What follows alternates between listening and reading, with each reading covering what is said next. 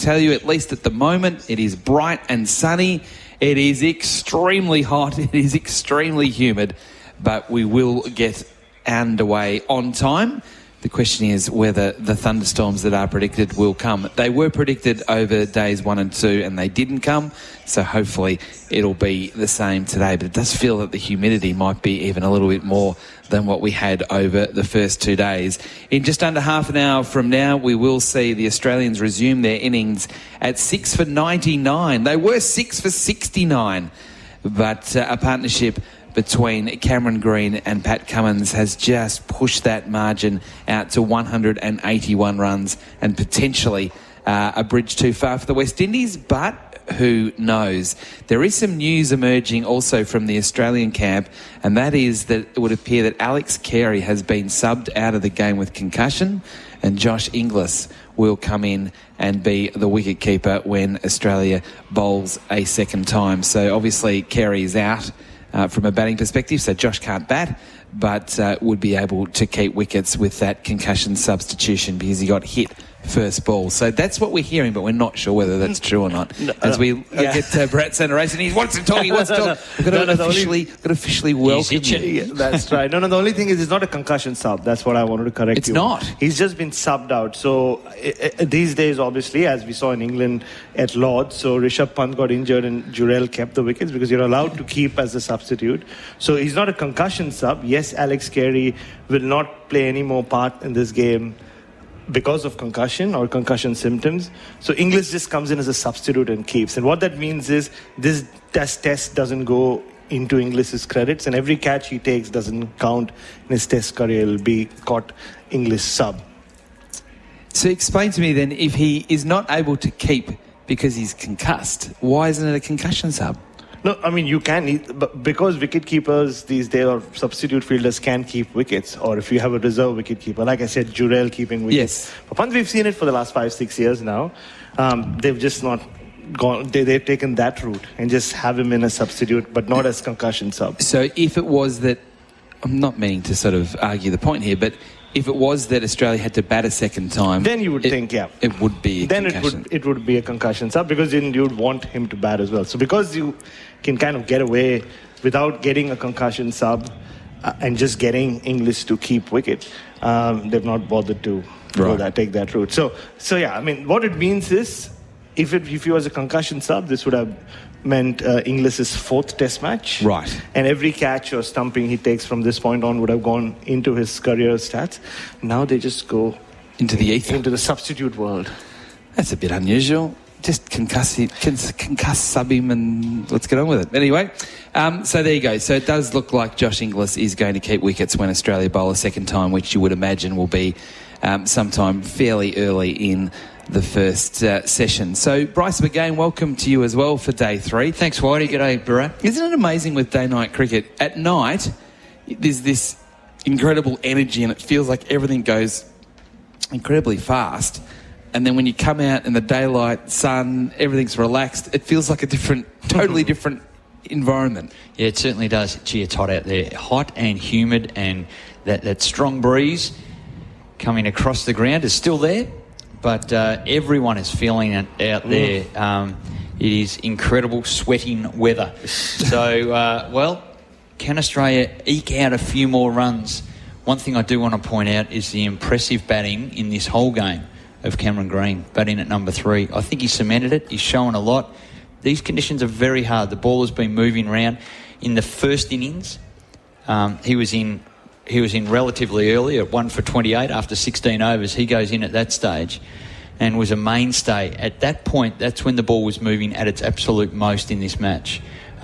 It certainly quickened up in the evening. It's hard to bat in the evening, but he's had to bat through the toughest periods, the maximum ball movement, then last night, the maximum pace that we've seen in the whole series, and he's got through it. Boy, that's a big move for him.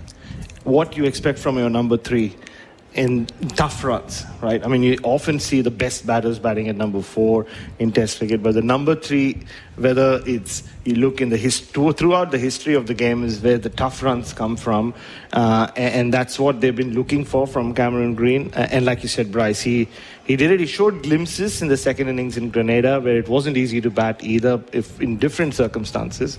Made a half century, but yeah, yesterday's innings was the most assured innings, especially with all the carnage ensuing at the other end, to hold his nerve and then find ways of scoring as well.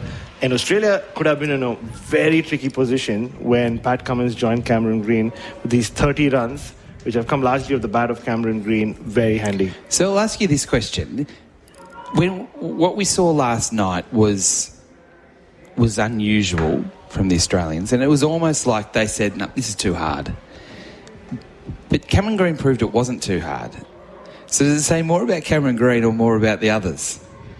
Did you get that feeling that they felt like it was too hard? I thought Alex Carey was like more based on him. I mean, he did it in the first innings. He's done it throughout the series, trying to take the game on, and he was just hit on the helmet. I'm trying to think of Travis Head. Well, he just flashed it one, and he hung around for a while and just flashed it one, and that didn't feel like a this is too hard kind of dismissal. I'm just trying to go through each dismissal. But I mean, because it all happened so quickly, I don't know, it just feels like at times that when it's hard, particularly at night, if we look at what the Australians did through the 2 innings, they just felt like, oh, one's got my name on it, I've got to get as many as I can before I get out. Whereas I felt that Cameron Green in both innings has shown, no, I'm going to do the hard work.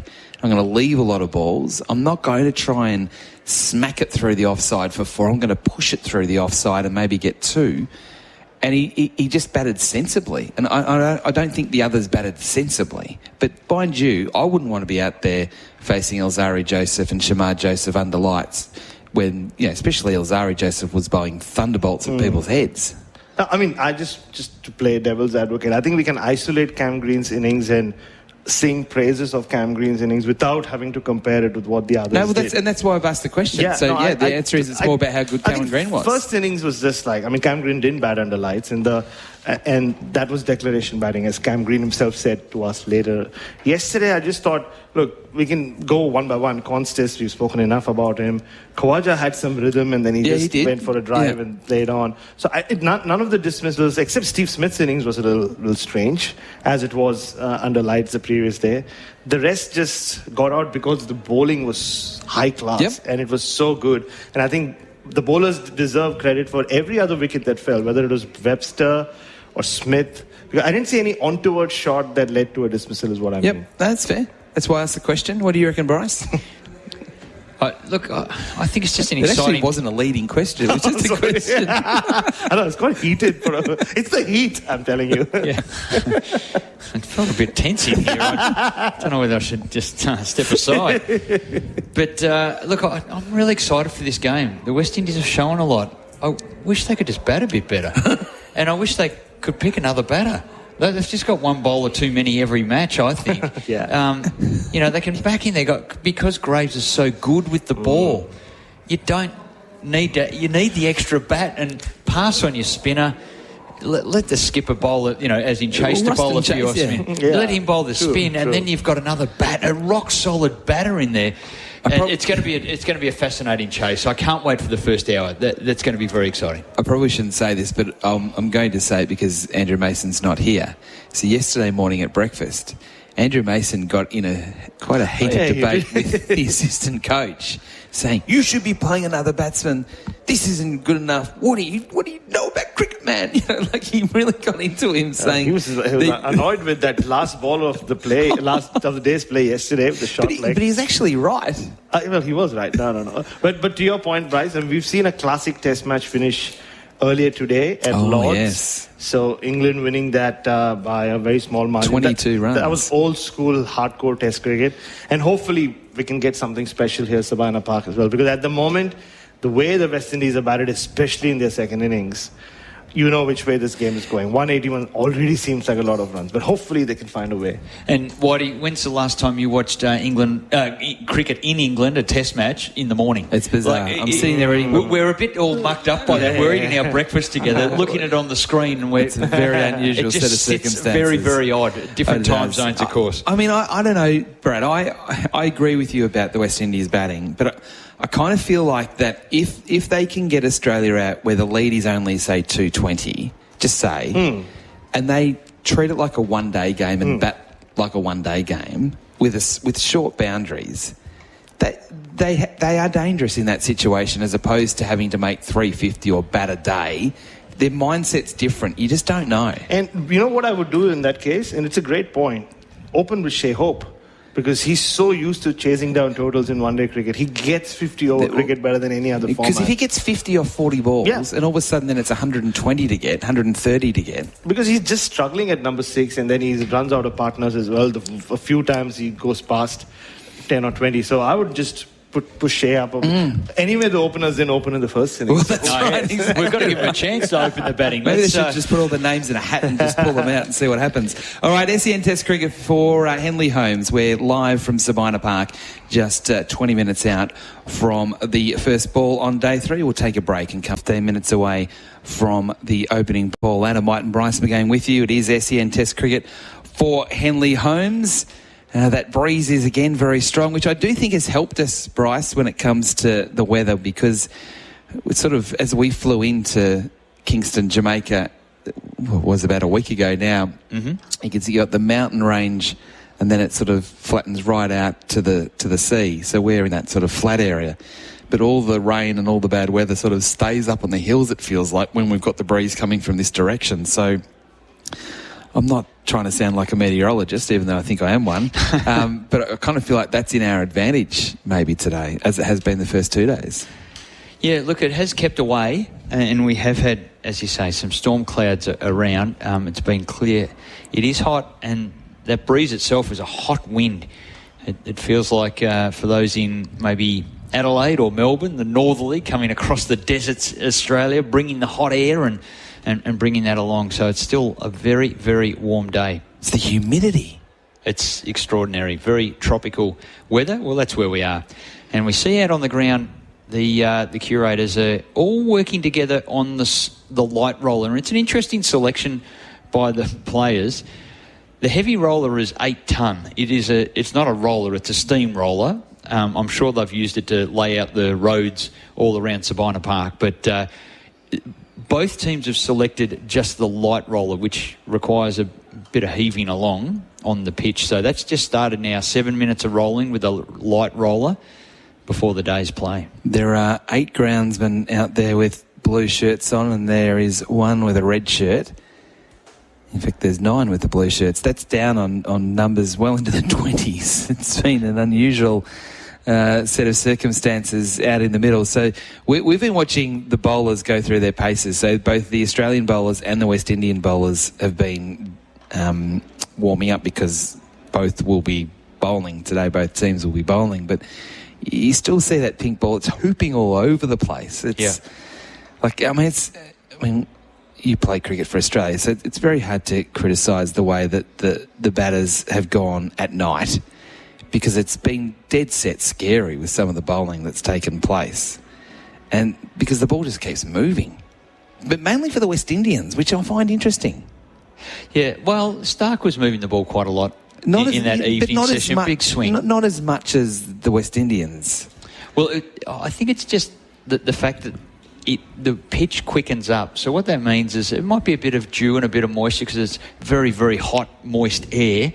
So at evening it sort of settles down, and I think the ball just kisses off the surface a lot faster and skids through.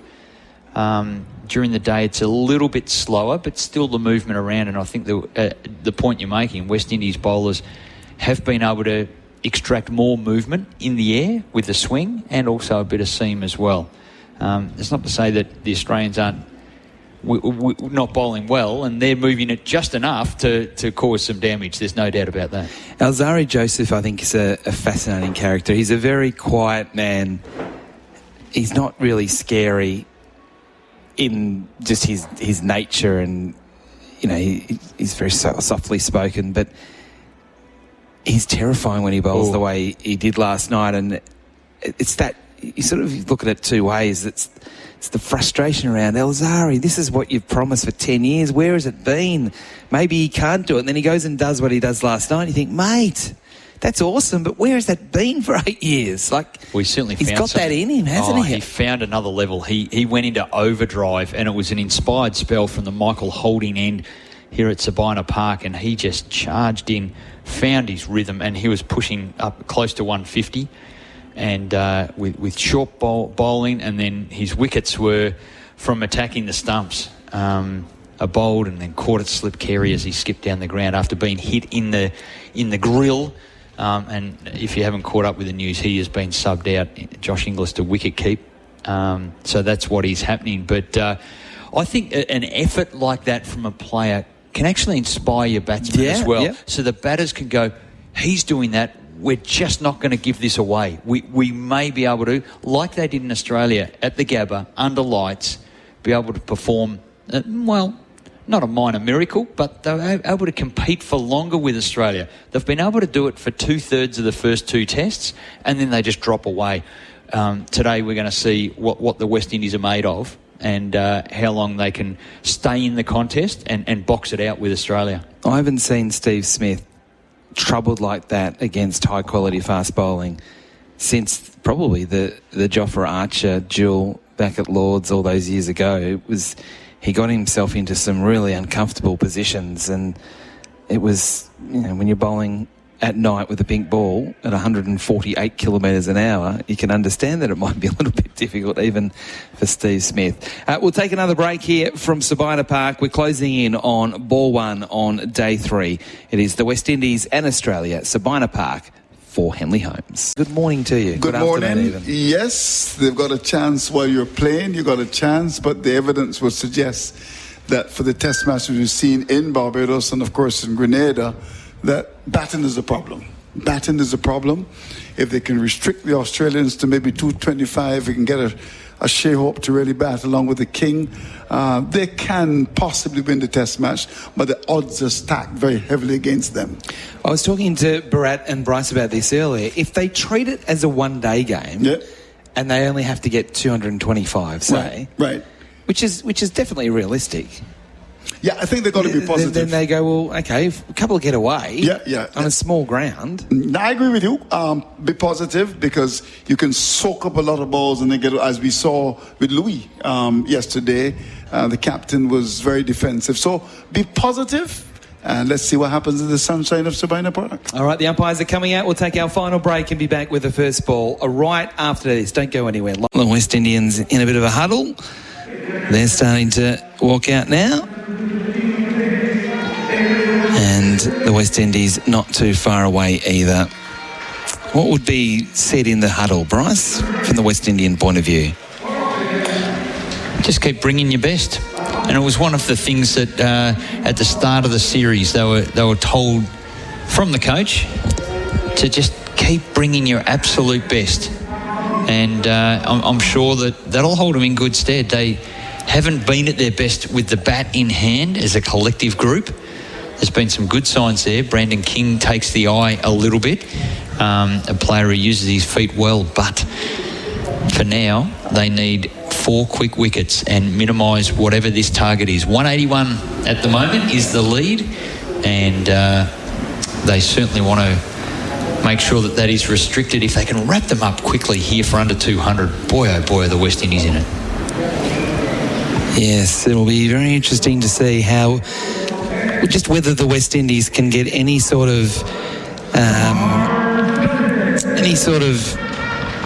momentum straight away, because they had it last night. Maybe lost it a little bit as the night progressed with that 30-run partnership, but it's hard to sort of recapture it straight away when they were surging the way they were under the lights with the crowd right behind them. Today it's just a totally different feel, how they can sort of get that back again. Well, when you say the crowd was behind them, they were waving flags, they were on their feet, jumping around and clicking their fingers, and the energy was something else. It's vastly different as we start with the first ball today. Shamar Joseph on his way. He's bowling to Cameron Green. It's ball, first ball! Oh my goodness! Gracious me! What a start from the West Indies. And I really don't know what Cameron Green was doing there. He's just watched it crash into his stumps. It was nothing more than a loosener. It did come back off the seam, but it has just smashed into the off stump. Game on. Cameron Green out. First ball of the day for 42. I think we're all just a bit stunned. Well, he's done all the good work in this game. He's batted so well. He batted so well last night. And first ball, now that did seam back in. There's no doubt about it. It came back in, hit the top of off. And if there's one thing you need to do at any level of cricket, but especially international level, your first ball being your best ball, and he's delivered it. Top of off stump, that challenges all the batsmen, exactly where you want to bowl. And the West Indies, they're off to a heater. I just can't believe what I've just seen. That was not on my bingo card, first ball. Cameron Green just leaving it, and it just clattered into the stumps. 3 wickets for both Josephs. Shamar picks up his third. Alzari has 3. Greaves, the other wicket taker for the West Indies. And they're away. Exactly the start they were looking for. And if you're not excited about coming down to Sabina Park now, if you're tuning into any radio station around Jamaica, make the move. This could be historical today. I mean, just having a look at the replay now for Chemist Warehouse, save on your prescriptions at Chemist Warehouse, it did come back quite a way. Yeah, it did. It just felt like a loosener the way that even Shamar came in to bowl. He sort of wasn't rushing in. He thought, I'll just get the first one down. It smashed into the stumps. Okay, Shamar Joseph now to Mitchell Starc. First ball, and Starc is defending back down the on-side of the pitch. Andrew Mason laughing at the back of the box. It's 7 for 99 on the Tyre Power scoreboard. 7 for 99. All that hard work Cameron Green did last night, and then it's just, he turns up today, beautiful sunshine. Oh, it's just set up for me. No, not today, Cameron. It was a really good ball, though. It looked smooth like a loosener, but it was a lot better than that. Starc into the onside, just dinking it away. No chance of a run. The score remains at 7 for 99. Adam White and Bryce McGain with you. That's okay. That's just the replay that we're getting on our screen. Don't panic. I don't know. It's just floored me, to be honest. So Starc has an important role in his 100th Test match. 2 slips in a gully. Shamar Joseph bowls to Starc, who's pushing into point. Backward point, no run. And we know that Starc is very handy with the bat. Pushing bowling all-rounder status for large parts of his career.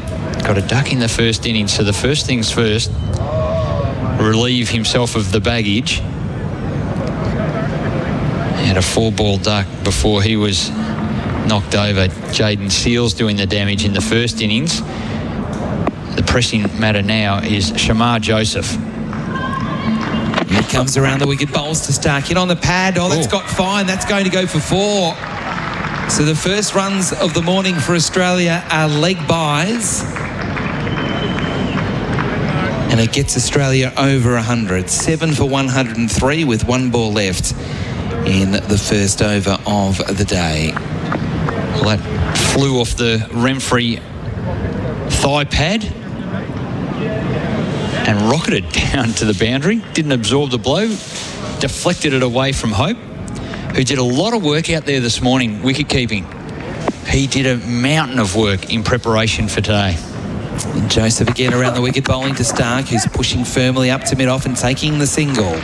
Starc off the mark with that 1 up to mid-off. Over bowled, 7 for 104. Cummins 5, Starc 1. The lead 186. Cameron Green out on the first ball of the day, not offering a shot. SEN Test cricket for Henley Holmes.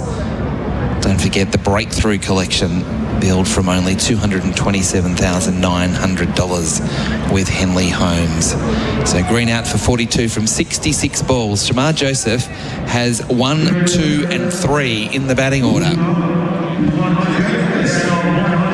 That's what's called taking top order wickets. That's certainly what he does best. With that, he's taken 50 Test wickets. Most of them Australian wickets.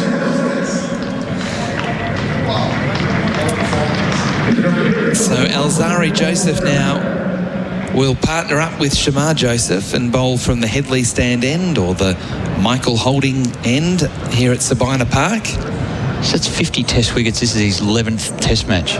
Yeah. It's quite amazing. So Alzari Joseph, we were singing his praises in the pre-game. Let's see whether he can continue on from last night. He's bowling to Starc with 2 slips of gully in a bat pad, and Starc is up on his toes, pushing into point. No run. Good speed straight away from Alzari.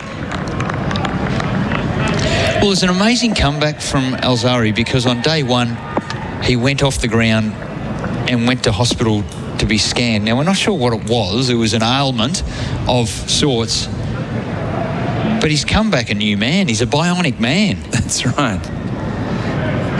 That's the thing, isn't it? I mean, we thought they were going to be a bowler short. Yeah. But instead, they've got an inspired bowler.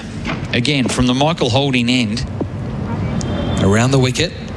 He's bowling to the left-handed Starc, who gets a bounce and he ducks underneath. That was a quick ball as well.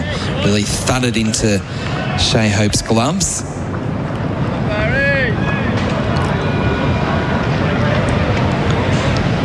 So we did have the opportunity before play today. We popped into the Kingston Cricket Club, Whitey, and we spoke to the secretary there, and we spoke about the pitch preparation. The ground has been superb and the wicket's been great. But you did ask the question about, are you still able to prepare those wickets with that sheen on it? And he filled us in on the detail. He did. It was very interesting, actually. 2 back now on the short pitch delivery. Deep backward square, fine leg and a short leg. In comes Joseph, bowls, Starc, pushing from the crease up to mid-off. So what the secretary was saying, Bryce, was, because I said, can you still create that pitch where it's got that, where it's like a mirror where you can see yourself in the reflection? Oh, yeah, man. Yeah. But why would we do that when the Australians are in town? We want some grass on the pitch. He wasn't prepared to make it that fast. Well, no, I think it was more, I read it a little bit differently. I read it as we want grass on the pitch because the Australians don't like grassy pitches. Yeah. No, as opposed to a flat one that will suit their batsmen. Yeah. That's how I... They'll shave all the grass off and wet roll it, and the sheen comes up. Alzari Joseph to Starc, pushing, again up to mid-off, no run. Starc looking comfortable to start things off in his innings, 7 for 104 the score. So I thought they might have brought out a floor polisher or something like that to really get the buff on it, but he said it was just purely done with wet rolling. And have they always used that? We'll have to ask Andrew Mason when he gets on, but that huge roller, it's a steam roller. It's 8 ton, wasn't it? We asked the groundskeeper before the play. They've used that, so Andrew's just letting us know from the back of the box. He's just pointing out they've always used that one. So that's where the sheen comes from, the wet rolling and the big, heavy steam roller. Alzari again bowling. Just that's a nasty one at rib high, almost up under the arm, and he was able to drop it at his feet very nearly going into short legs hands. That was a very, very good ball there from Alzari Joseph, well directed. And Andrew Mason, who was very critical of the West Indies last night with bat pad being too far away. I think he's happy now in the right spot. They were listening. I think they were listening because he's come a good pitch and a bit closer.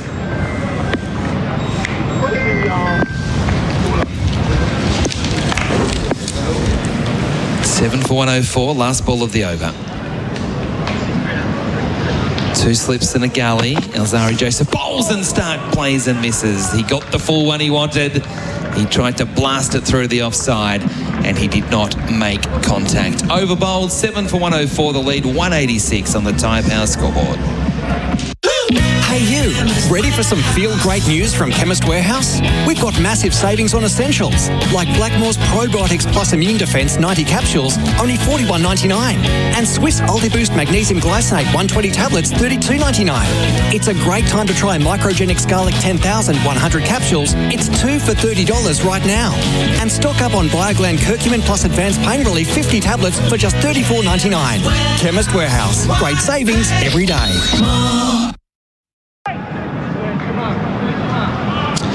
Okay, so we're about to go again with Shamar Joseph, SEN Test Cricket for Henley Holmes. There are some clouds around. It's not quite as blue and bright as it was when we started play. Shamar Joseph to bowl to Pat Cummins, who leaves a very similar ball. Oh dear. Cameron Green decided to leave, then hit the off stump. This one, fortunately for Pat Cummins, passes. That was a tight leave. No real anguish by the West Indians, but that did nip back quite a lot. Shamar getting that ball to pitch and go further into the right-hander.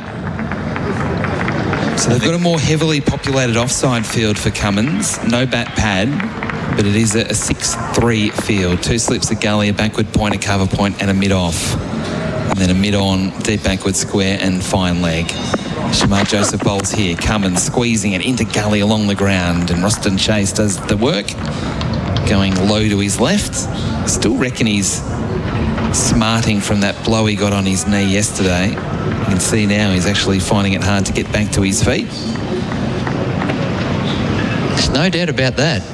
It's his left knee, so he got hit on the pad, but might be an area within his pad that had minimal padding. And he immediately took some treatment, and he is still hobbling a bit there in the gully, having to go down on his knees there. Shamar Joseph again bowling to Cummins, squeezed in again into the cordon on the bounce, squared up, thick outside edge, second slip, didn't carry. And that one seeming the other way. One of the great things about doing SEN commentary around the world is the connection we have with the SEN community, and we do that through our text machine 0433 98 11 16, and Muzza is sent through, always listening to all the programs. Shamar Joseph running away from us, bowls to Cummins, who somehow keeps that one out. He went back to a ball he probably should have gone forward to. It took the inside edge off the pad and just dropped away on the leg side. And nip back. So he's getting the ball to go both ways here, Shamar Joseph, more off the seam than in the air. He is. So the swing has died down a bit. This ball now out to 30 overs old. So the swing in the air's not there, but still seaming, pronounced seam on this pink Dukes ball. Muzza, you blokes have been awesome, I think, from the bottom of my heart for a blind man, and we love having you on. Out, he bowls here, and it's flicking down leg side off the pad through to the keeper. No appeal, but there was definitely a noise as it went down leg side. Stays at 7 for 104. Cummins 5, Starc 1. That's the Tyre Power scoreboard. Winter safety sail. Shamar Joseph with the figures of 3 for 27. So as Bryce was saying, both Shamar Joseph and Alzari Joseph with 3 wickets each for Belgravia Apparel for quality New Balance cricket teamwear. They're the leading wicket takers for the West Indies. Shamar Joseph again rushes in, bowls to Cummins, who's hit on the thigh pad. It balloons out past the square leg umpire, and they can get a single with that second man out in the deep behind square. 1 more to the score. That's the last ball of the over. So Australia now 7 for 105. Cummins 5, Starc 1. SEN Test Cricket for Henley Holmes. So just what backyard sports does your family excel at? Cricket, footy, classic catches in the pool? Is your grandstand, we mean outdoor living area, up to scratch? Speak to Louver House and transform your outdoor area with an Australian-made opening and closing roof. Louver House do everything: planning, design, council approvals, manufacturing and installation. Get your home ready for next summer now with a free design, measure and quote. Bring your outdoor area to life and see the light with Louver House. louverhouse.com.au. We had 26 wickets in 2 days, and then we had a wicket off the first ball of day 3. Talk about fast forward cricket. They've been crashing the wickets through the first 2 days. Australia 7 for 105, the lead 187 on the Tyre Power scoreboard, and Alzarri Joseph will come in again from the George Headley stand, end of Sabina Park.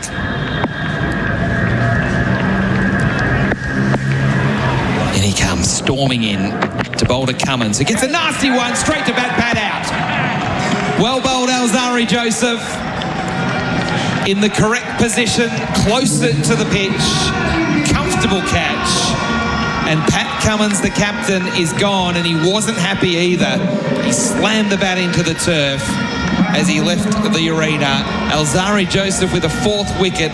That was a good bouncer and a simple catch really taken there at bat pad. And Pat Cummins is gone for 5. Court Anderson bowled Alzarri Joseph. Australia 8 for 105. The lead is only 187. Well, the short pitch delivery, he got into that inside the line, but it's awkward. It's right at your armpit. You're protecting your body. Your hands go up, and you do just fend it away. And that's exactly what Pat Cummins did. Fended it away, and a simple catch in its short leg. Scott Boland, the new Australian batsman, walks slowly out to the middle, puts his gloves on, adjusts his helmet, and he's set for battle. And West Indies look to be tearing through this middle and lower order from Australia. 2 for 6 so far this morning. So the Australians felt that they might have had enough last night. Well, they might need to have enough because they're not getting too many more based on what we're seeing at the moment. Good hostile fast bowling from Alzarri Joseph, who now has the figures of 4 for 19. Leg gully in play now. So short leg, leg slip, I suppose.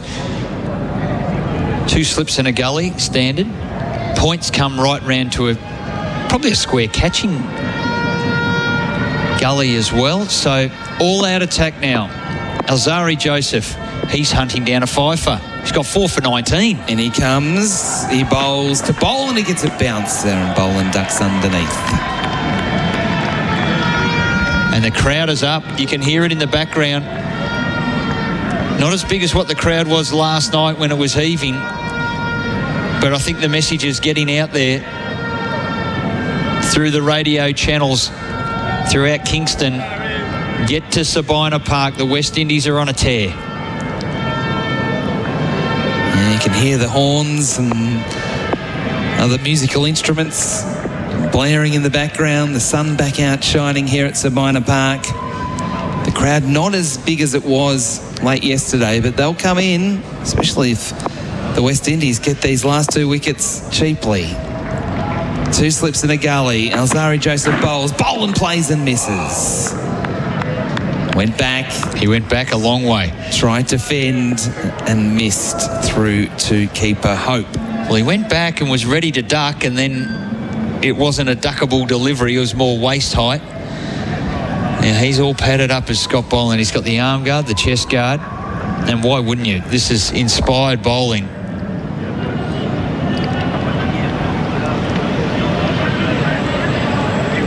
Another change to the field. We're just seeing on our Chemist Warehouse replay screen the similarities between the dismissal of Cummins today and how he survived that last ball last night with the bat pad further back. I still think that one today would have been caught if the bat pad was further back. It really just lollied to him. Alzarri Joseph to Boland. Another short one. He rides it into the gully and takes a run. It got away from Roston Chase in that gully position to his right. And they got through quickly for a single. They'll take any run they can get at the moment, the Australians. The lead 188 on the Tyre Power scoreboard with a safety sail. 8 for 106. Boland and Starc, one each. Well, Cummins was actually out last night on a similar short pitch delivery at that armpit. The gloves went up, and it actually looked in the first go that it brushed his body, but it actually brushed his gloves. He was caught behind. He was on zero. It was his fourth ball that he faced. And no one from the West Indies really appealed. They didn't send it upstairs or anything like that. They just thought, oh, well, it was one of those things. So now, it's interesting what we've just seen here. So the square leg umpire has come up to Anderson at bat pad and said, just make sure you're in front of the wicket because there are two out in the deep behind square. I'll explain more about that after this ball from Alzari Joseph around the wicket, bowling to Mitchell Starc, digs it out up to mid-on, no run. I didn't think he picked that up. You could just hear Mitchell, as the ball came in. So it's really important that you must have no more than two behind square leg on the onsides. This goes all the way back to body line. Harold Larwood. You can't necessarily have the fielders exactly where you want them. Only two are allowed, so behind square. So they're on the rope, only about 20 metres apart. And Anderson at bat pad was kind of straddling the line. He needed to be in front of square leg, otherwise it would be a no ball. Last ball of the over. Alzari Joseph steaming in. Past the umpire, bowls to Starc, who's up on his toes, pushing forward of point and getting another run. Warwican coming around to do the fielding from point. So 2 runs and a wicket in that over. Australia's lead, 189. SEN Test cricket for Henley Holmes. Grab your shopping list and rush to Chemist Warehouse to save on must-haves, like Pain Away Heat Patches regular 5-pack for just $12.99. Having vitamins is fun, with Synovus Vitamin D 1000 IU chewable 90 tablets only $9. And Soothers Buttermenthol is just $2.49. Make your well-being a priority with Selfish Give Me Plant Protein French Vanilla flavour 450 gram only $32.89. Chemist Warehouse. Great savings every day. SEN Test cricket for Henley Holmes. Adam White and Bryce McGain with you. Australia 8 for 107, so already 2 wickets lost this morning. Oh, it's not this morning, it's this afternoon. It's this morning back in Australia, so I'm not entirely wrong. A couple of adjustments to the field. So 3 out in the deep. Backward point, backward square leg and fine leg. Shamar Joseph around the wicket to bowl to Mitchell Starc. He bowls and Starc turns into the onside to mid-wicket. So they could be 2 here. There will be 2. Alzari Joseph having to come around from mid-on to do the fielding, and they get back quite comfortably. Boland was running to the danger end with Alzari Joseph throwing it to the non-strikers end of the pitch, but Boland safely home, the lead 191. Just a reminder also that networks will be leaving for breakfast programming at 5 a.m. Eastern Standard Time, so that's in about 6 minutes from now, but you can keep listening to the cricket. I'll explain how you can do that after this ball from Shamar Joseph. A bit wider on the crease, bowls down leg side. So all you got to do is put on SEN Fanatic on DAB+, or the digital radio, or the SEN app. That's all you've got to do. It's that easy. And don't forget, you can also sync us to the TV using SEN Sync as well. So there's a number of different ways that you can do it. And SEN Stadium, as you're listening in here. Absolutely can. I know that live at Sabina Park. Wayne Hawkes is listening, training his horses this morning. I'm assuming at Flemington. But hello to Wayne back in Australia. Shamar Joseph bowling to Starc, flicking away. It hits the pad and balloons away high in the air next to the square leg umpire, and they can get through for a single. Shamar's pace is down a little bit, 137 that one. He's put in a lot of work through this series. He looked tired at times in Grenada. He didn't look tired here. Not last night, that's for sure. He was fiery. He's got 3 for 29 into his 12th over. And thick and fast. What we do know is about these early starts, just how many back home in Australia going to work at this time. Oh, it's amazing, And it's isn't often well, you did breakfast radio for a long time, but it's often when the world is asleep. Many are going in, so we can certainly see that. With a number of people at work, the bakeries, horse trainers. Shamar Joseph bowls here to Boland, who takes the bat inside the line there. I don't think he played and missed it, that one. He's quite good at this. He's often used as the night watchman for Victoria, where he can bat a long time. He and Mitch Perry tend to share those duties. But Scott Boland has been known for almost a decade to be that man.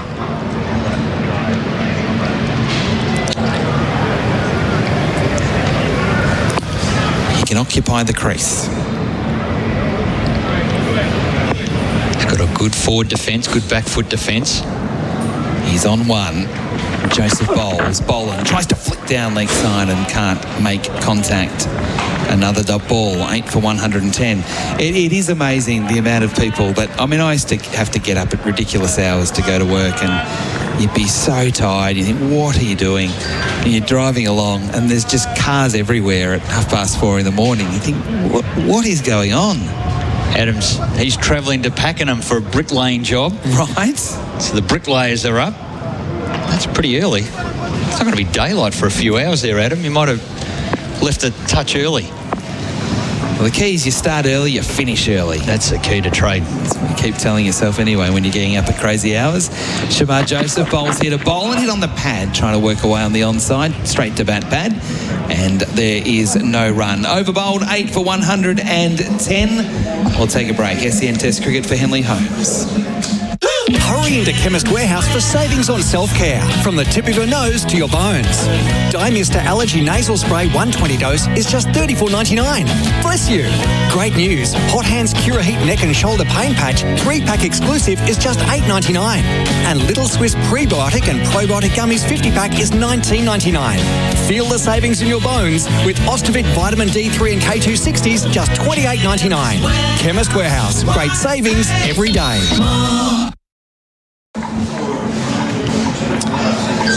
SEN Test cricket for Henley Holmes. Adam White, Bryce McGain, and also Bharat Sundaresan with you. Welcome. Thank you. Afternoon. Mitchell Starc to face Alzari Joseph. Starc driving in the air, down the ground, not fully timed, but good enough to get to the boundary for 4. You could really see that pick ball fly with the backdrop of the big sight screen in the Headley stand. It was an off-speed delivery from Alzari Joseph trying to bowl the off-cutter. Starc picked it and whacked it down the ground. Well, a full extension, clean swing of the bat, and down it went. Didn't quite nail it in the middle, as you said, Whitey, but one bounce just near the rope, if you like, so long on and long off for out. 8 for 114. Starc up to 8. Joseph bowls. Starc can't catch up with that one down leg side. So just confirming, Wayne Hawkes is at Flemington this morning. He says it's cold and wet. It's not here, Wayne. You don't want to hear that, though. It might be wet later. Hopefully not, but It's wet in terms of everybody sweating. Wherever you look. And a lot of Australian fans have stayed back in their hotel rooms, just waiting things to get slightly better before they come here. So after this ball, don't forget, for everyone that is heading off to breakfast programming around the SEN network, you can keep listening to us on SEN Fanatic, on digital, or the SEN app. As Starc pushes into the offside and will take a single 2 point. So Starc moves up to 9. It is 8 for 115. So we hope you all enjoy your morning. Whatever it is you're doing, you can catch us on the app or on digital.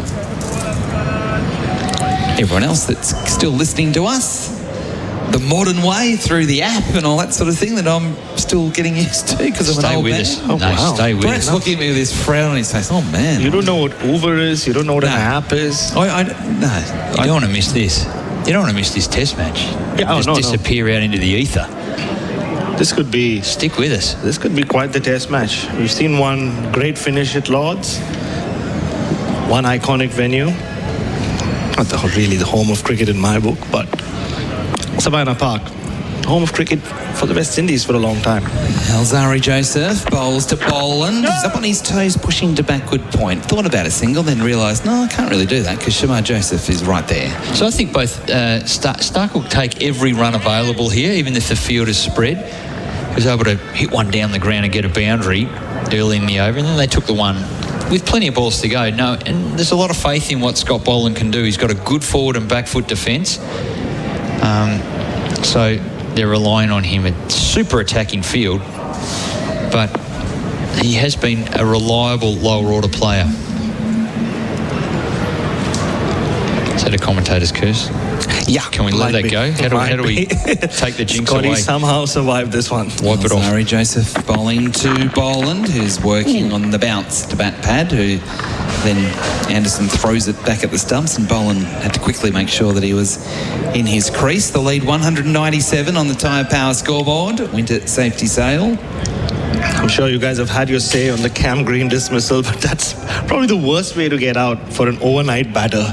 He spent nearly 45 minutes in the nets this morning, getting himself back into the zone. We were singing his praises deservedly at the start of, or before the start of play today. And then he comes and shoulders arms. He did all the hard work last night in difficult conditions. Bright sunshine. Oh, done. I could set the foundation. No, not today, Cameron. Last ball of the over, Alzari Joseph wider on the crease, Boland back and across, defending up to mid-off. Over bowled, 8 for 115 the score. SEN Test cricket for Henley Holmes. A break. Andrew Mason for the first time today into the calling chair.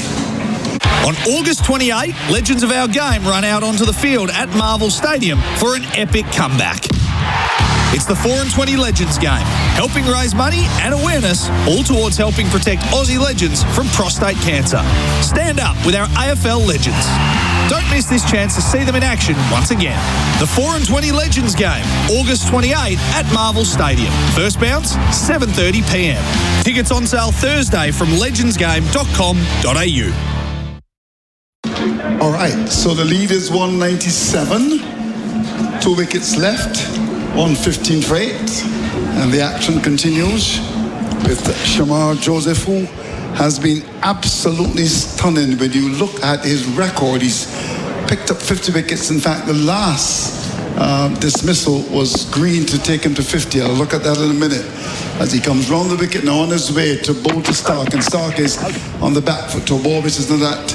A middle stump pushes down towards mid-on. There is no run, but in the 11 matches, when you look at it, 13 versus Australia, January 2024, 4 versus England, 3 tests in July 2024, and of course he would have played that test August against South Africa. He took 5 wickets, 7 against Bangladesh. But then when you look at this, 9 at Kensington, 5 in Grenada, and already 7 here. Well done to Shamar Joseph. He comes round the wicket, now he's in and bowls outside the off stump, and they start going back, putting up towards mid-off. There's no run. What a bowler he is. Good bowler, but Alzari Joseph really has been the star in this innings for me. I agree. I think it's probably been one of the best spells we've seen in this series, in the top 3 for sure. Last evening, really lit up Sabina Park, and once again getting a wicket with a short ball this morning. He's got 4 for 26 off 11 overs. A couple of maidens in there. He has been superb. Shamar Joseph. The best time I've ever seen him bowl. In he comes now. This is Shamar Joseph bowl to Starc. He's on the back foot. Plenty of real estate in the offside. Down to wide, third man will get a single. Backward point comes across to make the stop. These are important runs here. And with that, Starc goes to 10. It's 8 for 116.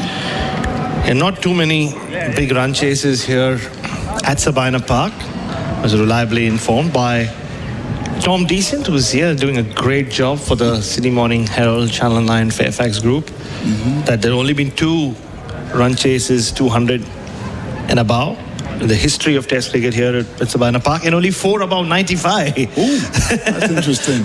But we've never had a pink ball test before. No. So there's no records for that. This is a bit of a cloud cover comes over Sabina Park.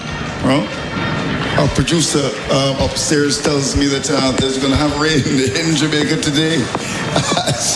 Joseph starts his run, comes up now, he's in both the Boland to this delivery. He's flirting outside the off-stump, he's fishing, and the ball goes by to be taken by the keeper, well bowled. Pure reflex on a ball that does that, and it seemed away, your hands just go, and you're wondering what you're doing. It was just a real waft, like a slips catching practice on a Thursday night training where he just opened the face. There's 3 slips in a gully, went to feed them, maybe looking to lift it over, but it's flirting with danger out there. Yeah. Here's a question for you, Bryce, just about the slip catching training. You always say Thursday, and obviously I didn't grow up in Australia, but is that club cricket training? Tuesday, Thursdays for cricket, yeah. Here Shamar Joseph comes up now, bowls the Boland. Bowls him in spectacular fashion. This youngster Shamar Joseph on fire at Sabina Park, 9 for 116. Classic Yorker, beautifully bowled, pitched up. The short pitch ball had Boland on the back foot, then the Yorker smashes into leg stump. Classic 1-2 punch from a fast bowler. That's a terrific Yorker from Shamar Joseph. You've seen him show a lot of skill in every test match he's played against Australia, 5 now. But we haven't seen the in-swinging Yorker very often from him, and that was the definition, or if you ever wanted to see the classic in-swinging Yorker smashing into a right-hander's leg stump, there it was. Put it on the mantelpiece. Scott Boland, who's generally very good at keeping out deliveries, got a strong defense, and he was too good for him. Knocked over. Yeah. Clean as that. Absolutely. And he continues to enjoy bowling against Australia. I mean, he's been simply phenomenal. There's no question about that. Josh Hazelwood comes out. His best is 39. And he's got 561 runs. We'd love to get another 39 here. Describe that. Nah, if anything, it tailed away at the end. So it hit middle stump. So it came in with the angle at literally the last possible second. It just tailed. So rather than hit leg stump, as you can see on our replay screen for Chemist Warehouse, it hit the bottom of middle stump. So it beat the outside edge of Scott Boland, to put it further into context. Well, it's a hunt for the fifer. Yep. Shamar Joseph, Elzari Joseph. Last ball of the over. When he comes up now, he's on his way. He's in both Hazelwood, and that ball is poked away down towards the fine leg area. That's gone for 4. It was a delivery that was banged in short and went behind the keeper. That's gone for 4. 120 for the loss of 9 wickets. That's the latest score at Sabina Park. Hey you, ready for some feel-great news from Chemist Warehouse? We've got massive savings on essentials, like Blackmore's Probiotics Plus Immune Defense 90 capsules, only $41.99. And Swiss Ultiboost Magnesium Glycinate 120 tablets, $32.99. It's a great time to try Microgenic Scarlet 10,100 capsules. It's 2 for $30 right now. And stock up on Bioglan Curcumin Plus Advanced Pain Relief 50 tablets for just $34.99. Chemist Warehouse, great savings every day. So the lead is over 200, exactly 202 now. Every run is like gold dust here. Crowd coming in, not as big as yesterday on Saturday. You'd expect that it's a working day, but I imagine that people will be listening to the local radio, Omega Radio, and of course we'll want to come down. We'd love to have you. Oh, don't miss this opportunity. Slightly overcast now at Sabina Park, but let's watch a man who's really stepped up to the party, as they would say. Is the best time we've seen the boat. There's been a lot of criticism of him, I think with some justification too over the years. And Sandy Roberts told me, he said to him, just bowl fast. And he comes up from the George Teddy stand and on his way to bowl to Starc, who's got Teddy's in and bowls him. Lift ball, which is turned away neatly off the hip down towards that long leg area, and decides not to go for the run. He doesn't want to expose Hazelwood. Yeah, now Mitchell Starc will farm the strike. So they're still attacking. There's still 2 slips in a gully for Starc and the short leg. But everybody else is on the boundary. Right. In, out, in its true essence.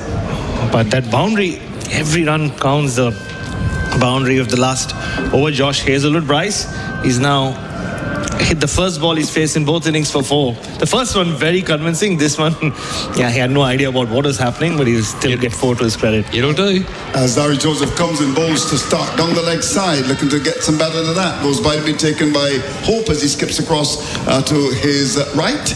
Scores kept to 9 for 120. Yeah, Starc a little unhappy with himself. There was easy pickings there. All he had to do there was get some bat on it. They've flown for 4 to fine leg.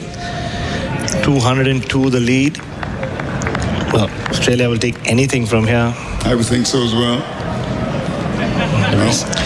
You feel it's going to be enough? Yes, but you never know. Well, if West Indies bat like it's a pure one-dayer, Yeah, you never know. you never know. 200 chasing here, well, that's shall pretty see. straightforward. As Larry Joseph comes up now, bowls to Starc. Starc is covering up to one of the off stump. The ball goes down to long off, won't take the single. And with 3 balls left, no doubt he'll be maybe looking to take the single off the 4th. We shall see. 9 for 120. I mean, I do have a direct line to Darren Sammy, but I wish I could reach to him right now, because I would honestly just open with Shea Hope. You would? Open with Shea Hope, tell him you've done this Before? tens of times, dozens of times in one-day cricket. Right. Just go there, open the batting, think of it as a one-day run chase. I'll give you 50 overs, chase it down. That's interesting. So I'm sure many listeners would respond to that. 9 for 120. As Larry Joseph begins to move in, elbows pumping, goes past the umpire. Now he's in and bowls. Starc is getting short. This works the ball away into the onside. We'll get a single, we'll take it. So 4 gone. Backward square comes across to pick it up. So he goes to 11. It's 9 for 121. Yeah, so Mitchell Starc's given his fast bowling colleague 2 balls to survive against Alzadi Joseph. I've said a few times on this trip, if there's one part of the world that Hazelwood backs himself as a batter, it's the Caribbean. Gets to double figures more often than anywhere else here. He's been handy, a thorn in the side. Just that last wicket partnership, often, reaching double figures, then maybe getting to 20. But he's got 4 ready. It's 9 for 121 with 2 balls left in the over. Forward short leg is in. There's the leg gully as well, 2 slips. And the gully, short point. In he comes from round the wicket. This is Alzari Joseph in bowls Hazelwood.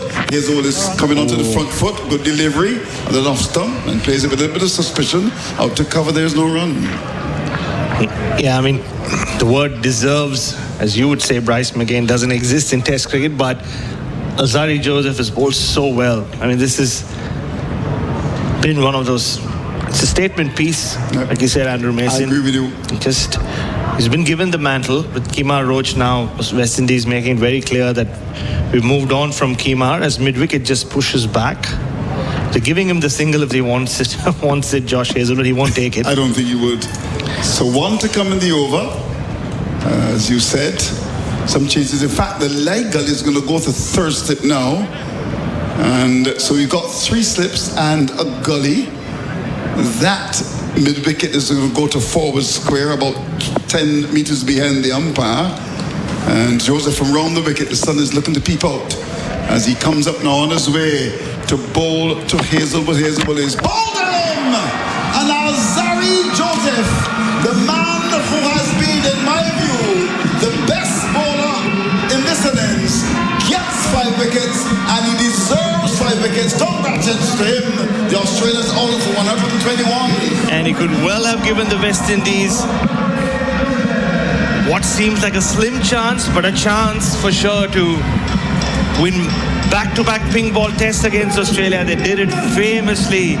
A romantic victory, Gerard Whateley called it, in Brisbane last year. Now they've been left with 204 runs to chase down in what could be quite the turnaround, quite the victory. But take a bow, Alzari Joseph. It's been quite the spell. We've seen so many legendary spells from fast bowlers here at Sabina Park over the years. They talk about Marshall, they talk about Holding, they talk about Hall, they talk about Griffith. And Alzari Joseph, as he walks off the field, leads the West Indies off the field, can put his hand up and say he's bowled as well as any of them would have, because he lit up Sabina Park last night and he's lit up Sabina Park once again. Superb. 5 wickets. outstanding by Alzari Joseph. Amazingly, 6 of the Australian batsmen out-bowled. Now, I can't remember when that's happened before, and some of the balls have been moving around, there's no doubt about it, but exposing the stumps, getting knocked over, 6 of the Australian batsmen. Quite remarkable, Andrew.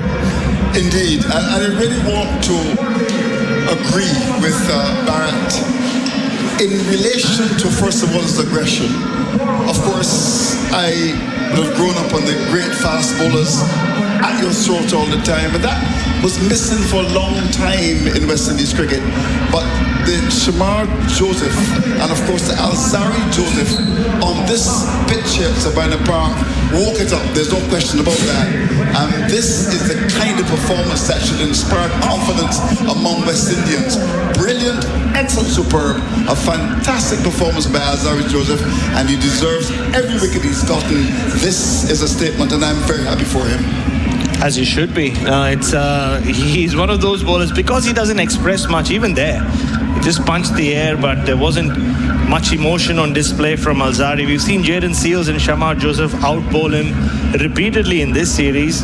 But when it matters most, maybe, just maybe, he's bowled West Indies to within a very reasonable chance of a famous win. Absolutely. West Indies choosing the very small roller. The little hand roller comes out now, just to not break things up, just keep it nice and easy. It's taken a cast of thousands to bring it still out. 9 people have brought it out. Don't worry, they all want their time out in the middle. I think They're doing one. that I think now. it's actually 10. Yeah, there's plenty out there. Andrew, I reckon we'll take a break. Yeah, we'll take a break. So the news then with Samar Joseph getting 4 and Alzari Joseph, the top man, picking up 5 for 27, all of 121. We'll come back. Please join us then. Bharat joins me. The target is 204. Look into your crystal ball, Bharat. Please do. What do you see? Ooh. Talk to me. Look, the first 2 test matches of the series, in Barbados, West Indies had to chase it down 301. It never was going to happen. You just knew it from the start. Grenada, there was 5% hope because of the way they bowled that 4th morning, 277. But you realized very soon it was not going to happen. But I think they don't have Craig Brathwaite, so they don't have anyone with any baggage left. He was playing with the pressure of this 100 test. A bunch of young guys who genuinely have nothing to lose. The series is gone anyway, but they can make a hero of themselves. And it also depends on who you talk to, Andrew. If you talk about, probably there is hope, the senior statesmen around the media center will say, you haven't watched West Indies like we have, boy. But, you never know. I mean, and one thing I do know about Darren Sammy is he will be really revving them up. He'll really be revving them up and saying, just go out there and play a national game. Because you don't have to. I really think West Indies' best chances if they approach this as a limited overs game. And because a lot of them, whether it's John Campbell or Shea Hope, have done that. I would open with Shea Hope and John Campbell. And they formed a very good 50-over opening partnership when they batted together. Just do it and go with it. Or even if you are sticking to your traditional opening combos, or you still have John Campbell. So just tell John Campbell, treat it as a 50-over game, get some tempo, because Australia can't just keep defending. No. They don't have that extra 50-60 runs which they would have liked. So 204, you're thinking, look, it's very improbable that West Indies will get there, but if they can get one partnership at any stage in the top order, Australia will have to, pause on their attack and probably spread the field out. Maybe you'll get more singles. So it's not going to be very straightforward. However, if they do what they've done in the first 2 tests in the second innings and they're 4 for 30 odd, then it's just a question of when this game will be over. Yeah. In fact, several people on the WhatsApp, they've been agreeing with you in your suggestion to have Shea Hope open the bat, and he's done it before and he's been successful. They've got to be positive here. There's nothing else they can do from here. This is it. This is the last innings of the series. They really have let their bowlers down over and over and over again, the West Indian batters. The 2 Josephs have combined and really given them a sniff of what will be a really famous win here at Sabina Park. And the people will come in as the lights come on, as we get deeper into the day. So why not? Just, do it for the bowlers, do it for your teammates. And just looking down, it's not Shea Hope who's opening, it is John Campbell and Mikhail Louis who were slated to be openers, didn't get to open the batting in the first innings because both of them were in hospital getting scans. So I wouldn't be surprised still if Hope doesn't bat slightly higher up the order. This is just me trying to manifest it into happening. But it's come down to this, Andrew Mason. Ideally, for you, where should Hope bat in the West Indies team? Or just generally? If he's continuing, given the fact he's keeping, 5 is the highest you'd think he would. Yeah, but if the bowlers keep doing what they're doing and keep bowling out the opposition in 50 and 60 overs or less than that, then he could even bat 4. But 5 it depends a lot. 5 is a good spot for me. Okay, you've seen Louis. Your impressions of Louis as a batsman? Oh well, not. Well, I saw 2 sides of Louis. He looked pretty compact till he lost his head and played one of the worst shots I've seen in Test cricket. Yes. And that really opened the floodgates for the Australians to just, run through the rest of the West Indian batting lineup yesterday. So just waiting. Mitchell Starc has the ball in his hand. I wonder what they are waiting for. Tom Bradley coming together I know as well. exactly what they're waiting for. So it's that landing area. So one of the ground staff has run out with the thumper, the big hammer. Yes. So Mitchell Starc, who does have issues with the landing areas, and you can see, he's taken a pounding and he just wants it to be sorted. Mitchell Starc, obviously in his 100th Test, we've spoken a lot about the West Indies, but how he would love to wrap things up for Australia in his milestone Test. He's not too far away from that 400 wicket. To do it in a win would make it even more special. Just 4 away now, Mitchell Starc, from that 400 wicket mark. So the thumper, you can hear it through the stump mic, the thumping away. The big guy too? Yeah, it's a big guy. So Mitchell Starc still checking if he's happy with it. No, he's not. So more thumping action. Why don't we do this, Andrew? Why don't we just take a break? As great radio as this is, to hear the thumper through the stump mic, maybe we'll take a quick break and we'll be back here in Sabina Park.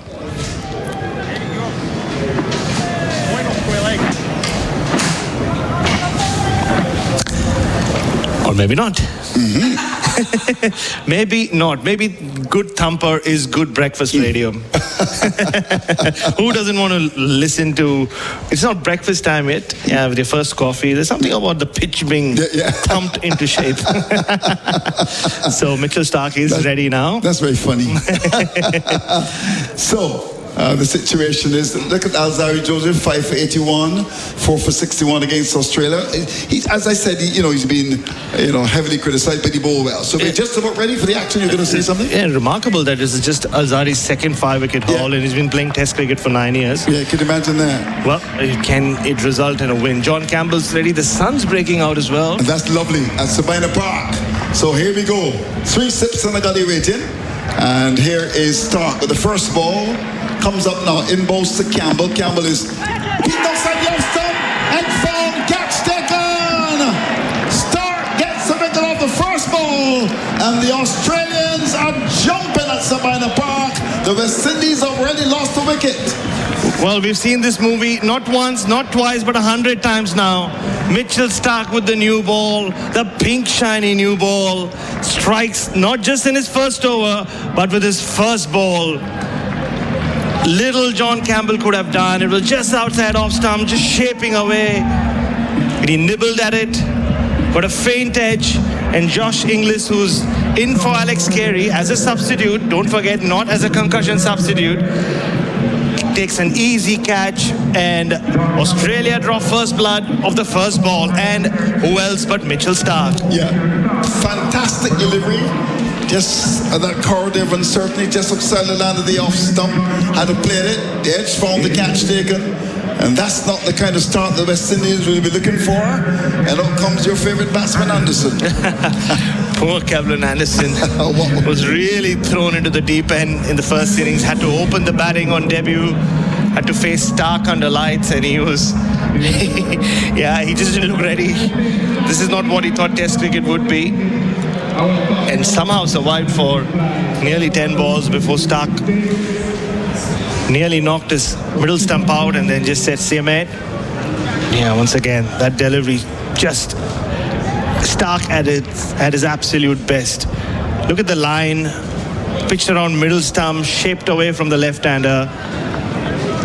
John Campbell has played some outrageous shots to get out a few times in the series, but this one, well, all he could do was just say, "Well, too good for me, Starkey."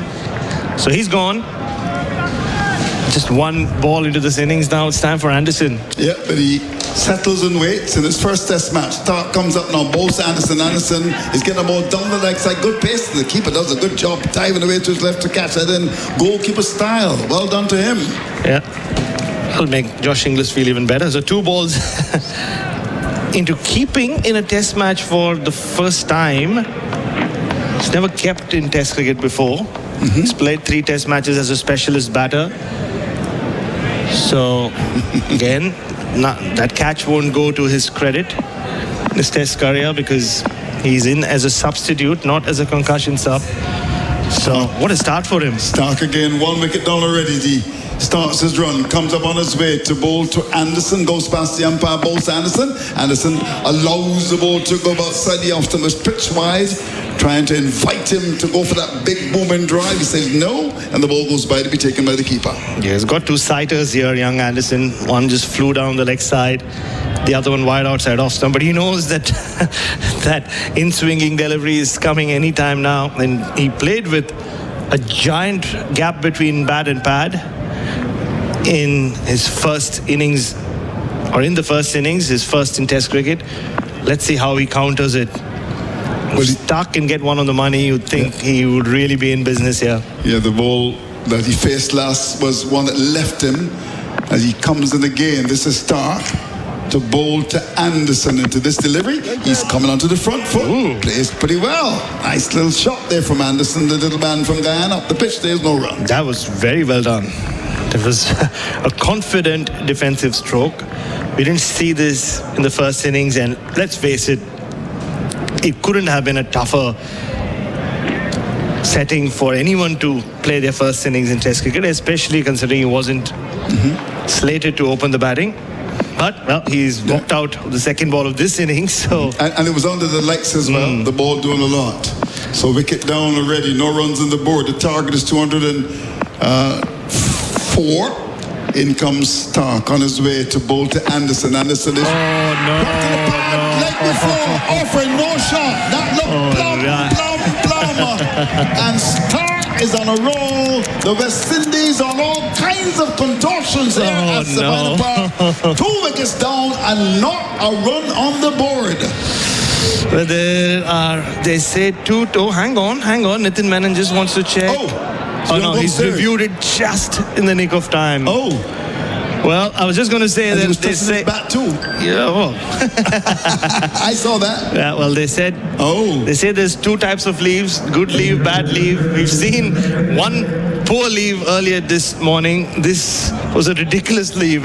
It's not just because he shouldered arms, but it's a full delivery from Mitchell Starc, which is swinging back in.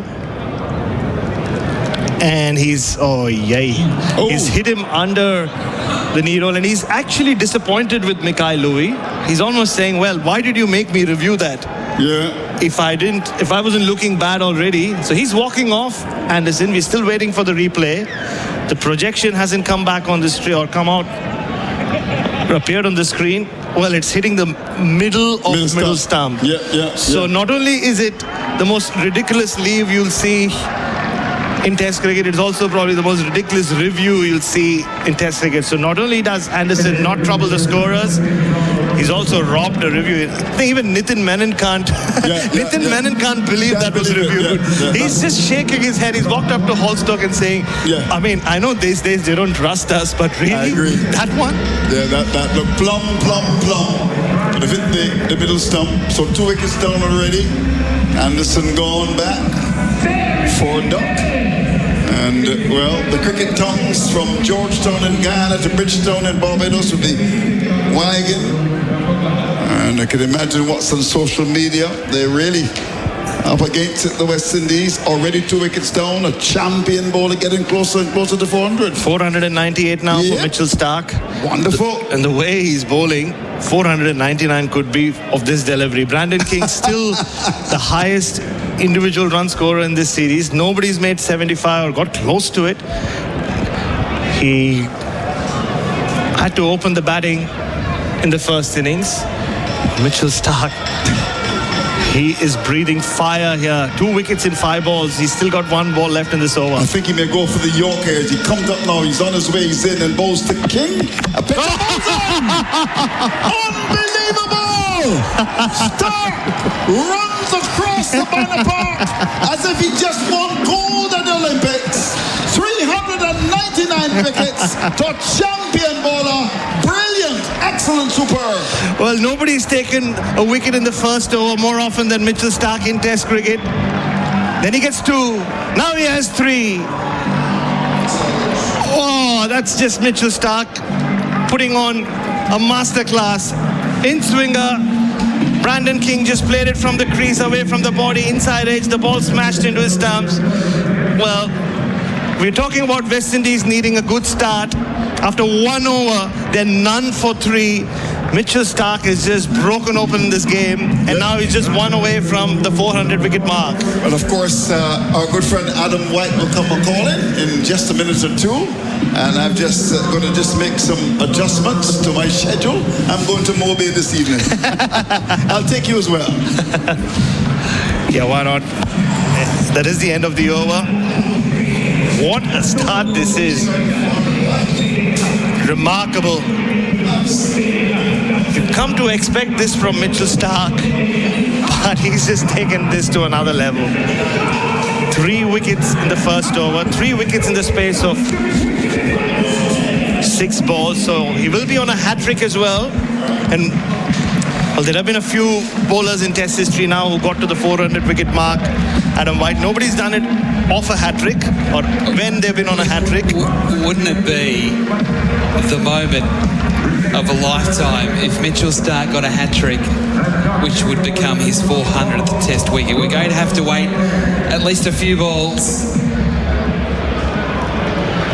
Quite astonishing. 3 wickets in and over.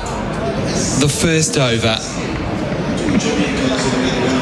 We thought it was probably unlikely we'd be back tomorrow. We might be back in the hotel pool for dinner. Dinner? Lunch? Late cup of tea?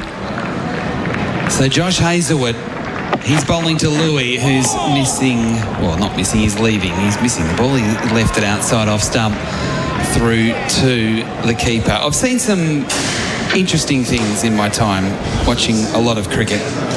But the decision to review that LBW has to go down as one of the most stupid things I've ever seen. And I blame Mikhail Louis. Yeah. I mean, we saw him play a stupid shot yesterday to get out, but you could see he really let the young man down the river. It'll go against him. And I've never seen an umpire go, did he really just review that one? Hazlewood on his way again, bowls to Louis, who's edging and through the cordon down to the rope for 4. Between second slip and third slip, between Webster and Constas, 4 runs. It's 3 for 4. Well, just snuck past the slip cordon. Did that. And Sam Constas in there, third slip. He didn't spend a lot of time in the slip cordon in the first innings. But yeah, that review. Firstly, the leave. I don't think in my time, Whitey, I've seen anyone shoulder arms to that full a delivery. And when you know what Mitchell Starc does, the one thing he does better than anyone else. Hazlewood bowls here to chase. Bobbles up on the onside, gets past that pad. So Louis still on 4 with that leg by. It wasn't off the bat. And I think Mitchell Starc would like the idea of having a hat-trick ball. Why not? At Louis. Well, he would take a chase as well. That's the way he's bowling. He'd take any of them. Anyone right now. I shouldn't say it's being a bit disrespectful, but it's kind of it's gone. Worthy of it. two Jamaicans knocked out in the first over. John Campbell first ball, Brandon King last ball of the first over. And after all the thumping action we saw before the start of the over, Mitchell Starc was a little unhappy with, or not satisfied with the landing area, his front foot near the popping crease. Once he got that sorted, he thumped out the top order.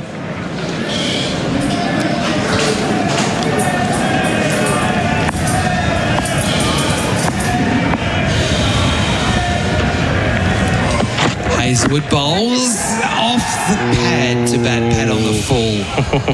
Chase's first ball was uncomfortably played. Well, what do they sing? The Benos have been singing Mitchell Starc, the new ball king, for over 10 years now. And that performance, or that over, was worthy of being called the new ball king.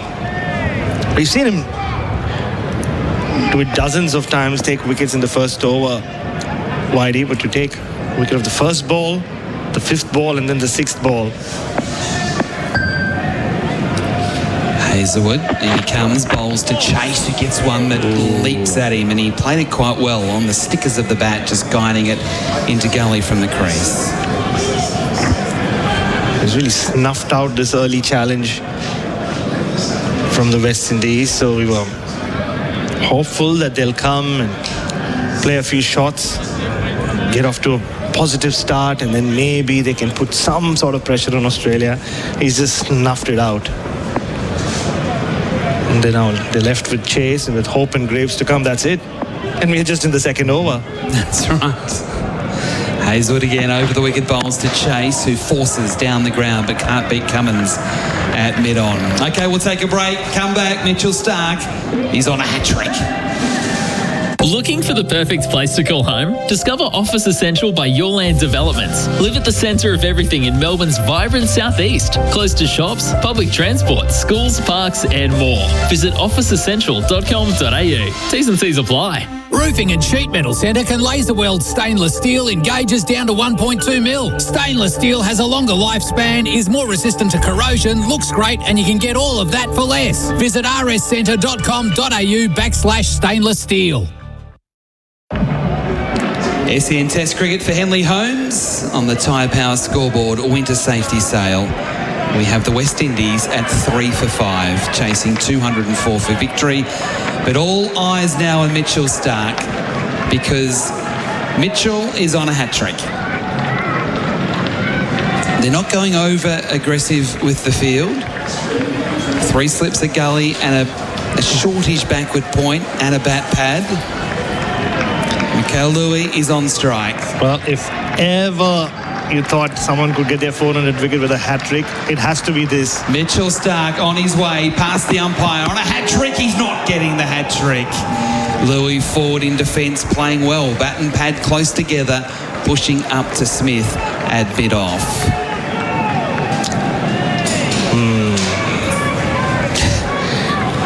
And they're all classic Mitchell Starc wickets as well. A left-hander just had to play at that one.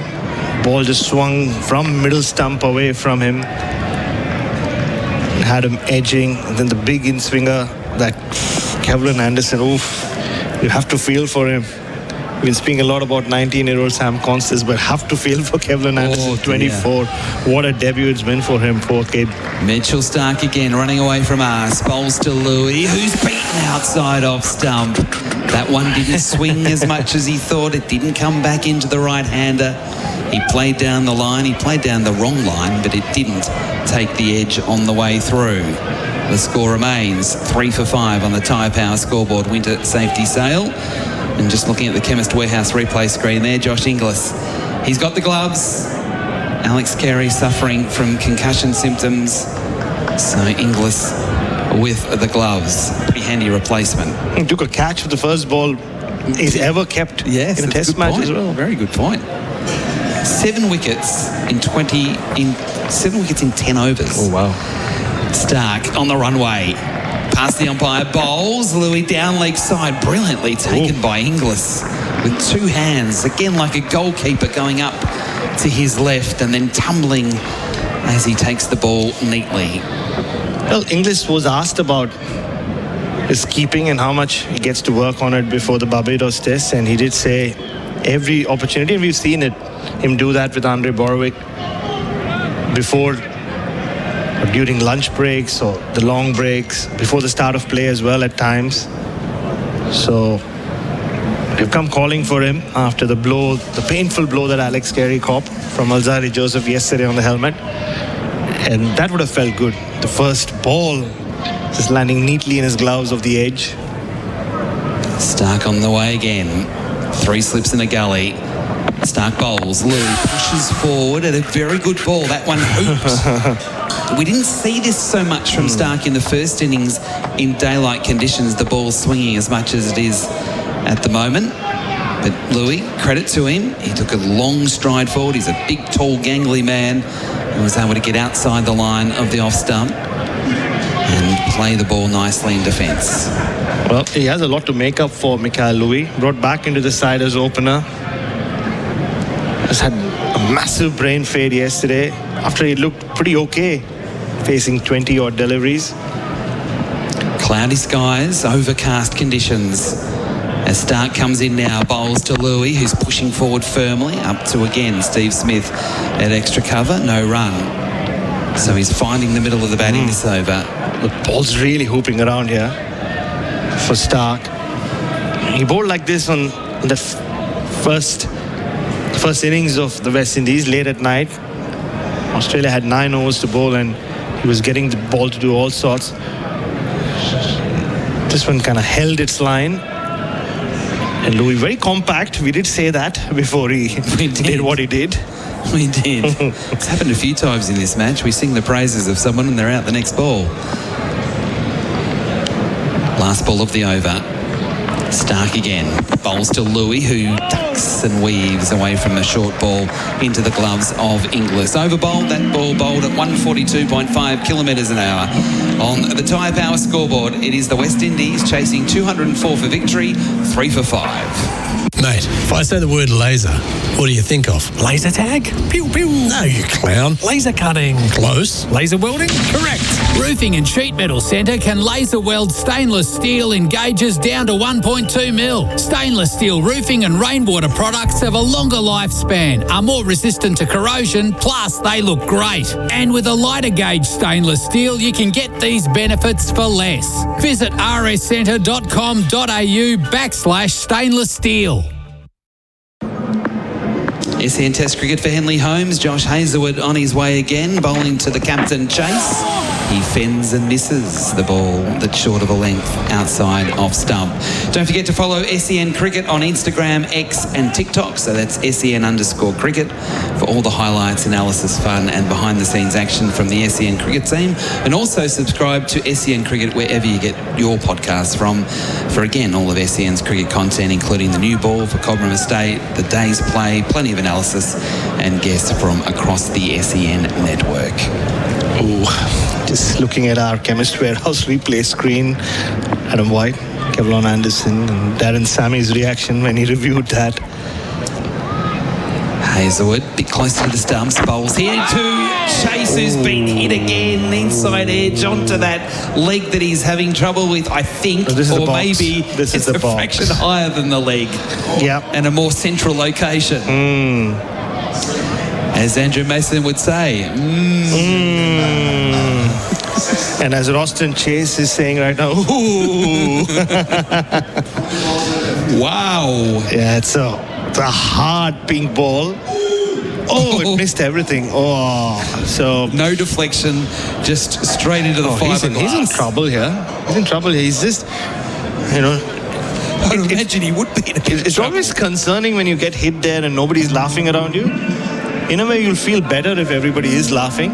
Nobody is. And he's not moved. He's just been bent down. I don't know where the team doctor is. Oh, there you go. The physio's running out as well. I'm not sure whether he'd want the magic spray in this situation. Yeah. So he's now on the floor. And Tevin Imlach, the substitute, is getting into interesting positions with him right now, to say the least. They're just trying to stretch his legs, fold them, turn them around, and and the thumpers come out I as hope well. the thumper's out for the pitch. And I know. Roston, they brought the hammer out. Get up, mate, get up. You better be careful. No, thankfully it's only for the Oh dear. So what a start. A bit of a delay here. This might actually take some time. So what we might do, in fact he's just starting to get up now, just as I thought he was going to be down for some time. And he's sort of just sitting down. It still might take He's going to have we still might be a little way here. So for Matty Donald back in the SEN studios, we might take a break here. This might take a little while with West Indies 3 for 5. Roston Chase getting some medical attention.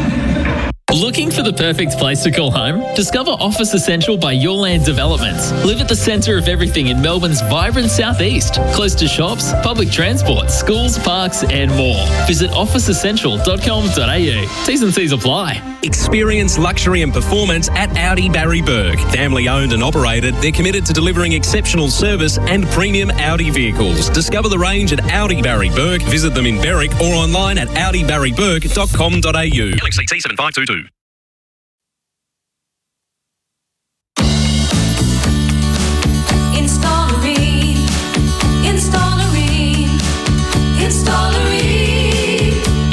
For the hot body you've ever seen. Ream comes on steady, hot and strong. It just keeps on and on. Ream Ambi Heat, the advanced energy-saving heat pump that's made in Australia. Install a Ream. Accept nothing less than Australia's best. So Roston Chase is back on his feet. He's putting his gloves back on. A bit of a glove punch from Mikhail Louis at the other end, and now we're almost ready to go. If you've just woken up and want to know the score, well, the West Indies started really well. They gobbled up the last 4 wickets very quickly. The Australians only adding 22 runs to their second innings. Before that, they were dismissed for 121. But the problem was Mitchell Starc took 3 wickets in his first over. 3! Hazelwood, and he comes, bowls to Chase, who is playing and missing. He's having a bit of a rough time of it, Roston Chase, out there at the moment. Yeah, life's not easy if you're a West Indian batter right now. That ball definitely jagging away. Looking at the replay for Chemist Warehouse. A much better start from Josh Hazelwood in this innings. He just struggled to control the movement under lights 2 nights ago. Just bowled 2 overs, but here, right on the money. Halfway through the over, 3 slips in the gully and a bat pad. Hazelwood past the umpire, bowls to Chase, is jamming down that one on the bounce to head. It's very strange, the weather at the moment, because we are playing under bright sunshine, but as we look over the Headley stand, it's very, very dark. That's rain in that area, and then behind the ground, it's also very dark, but as we look out to where the weather comes from, it's actually quite bright. So we're in this channel of good weather at the moment. We're a bit fortunate. Still pretty bright, despite all the cloud cover. Not very bright in that West Indian dressing room. No. Chase waits. Hazelwood bowls. Chase down leg side again. Inglis putting on a bit of a show at the moment. He's flying down leg side again to take with 2 hands. He's been talking about practicing for the T20 series coming up. So Australia play 2 T20Is in Jamaica. So T20I players would have arrived or will be arriving, and many of these players will stay back here. But this is the best practice you can get. Absolutely. This is true centre wicket practice. With real bowlers and batters and test match scenario, test match to win. Last ball of the over here. Hazelwood bowling to Roston Chase. Still yet to score. Chase this time defends. Just blunts the ball down on the onside off the front foot. Over bowl, West Indies 3 for 5. That is on the Tyre Power scoreboard.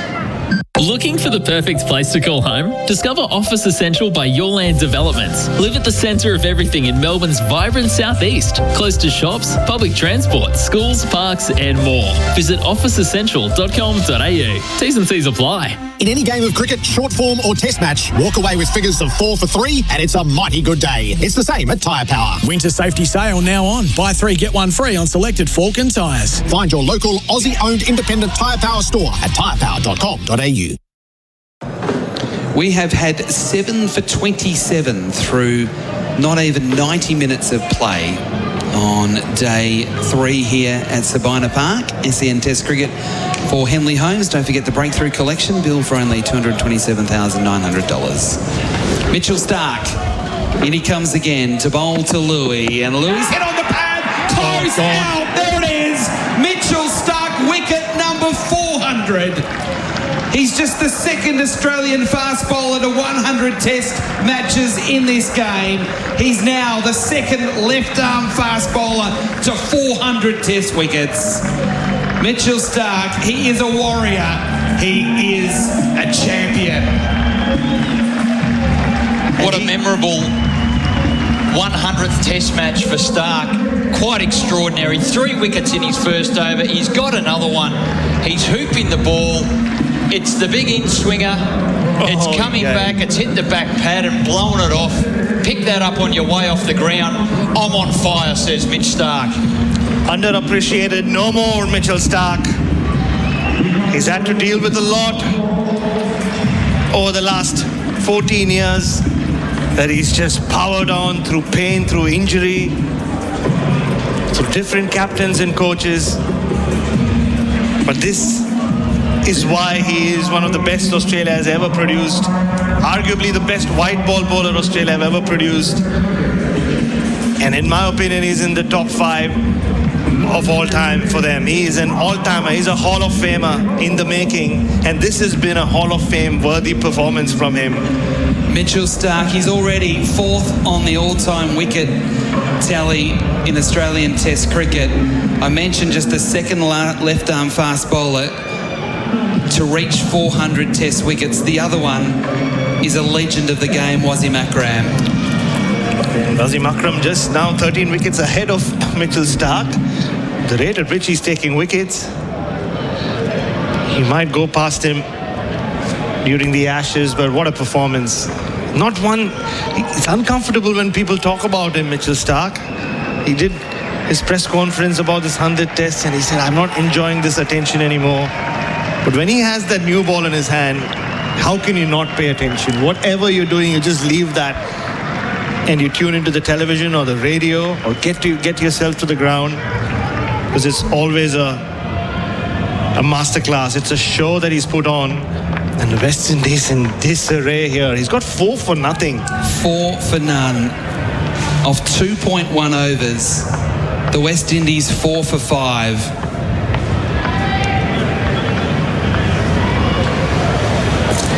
And he's not done yet.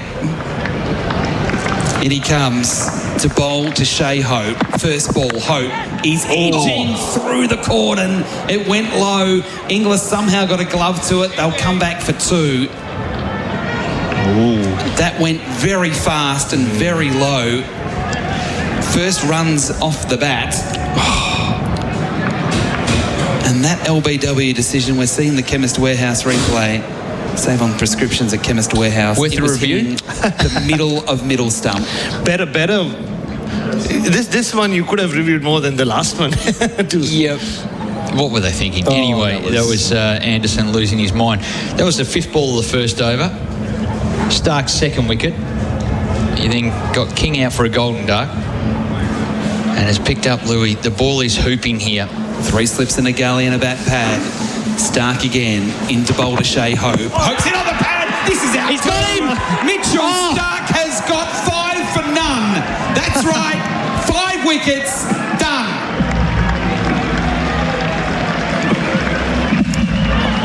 Mitchell Starc in his 100th test match has got 5 wickets. 5 of 5 in the space of under 3 overs. He's demolished them. This is going upstairs. It is going upstairs, but Shea Hope didn't wait for too long to review it, but Mitchell Starc, whoa. We've seen him do some special things. Well, Shea Hope thinks that was doing too much and maybe missing leg stump. I don't think so, Shea. I don't think so. Well, I think it's going to be an umpire's call. It's hit the outside of his pat knee roll. But we can see off stump, and I think it's going on. It's going to hit leg, and it is. It's gone. Clearly. Officially, Mitch Starc has a 5-wicket haul in his 100th test, and it is 5 for 2. 5 for 2. Mitchell Starc, the West Indies, 5 for 7 in 4.3 overs. But he's bowled just 15 deliveries.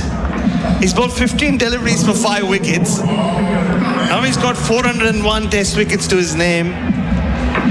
This is a demolition derby. This is, well, we've seen him do so many special things over the last 99 test matches.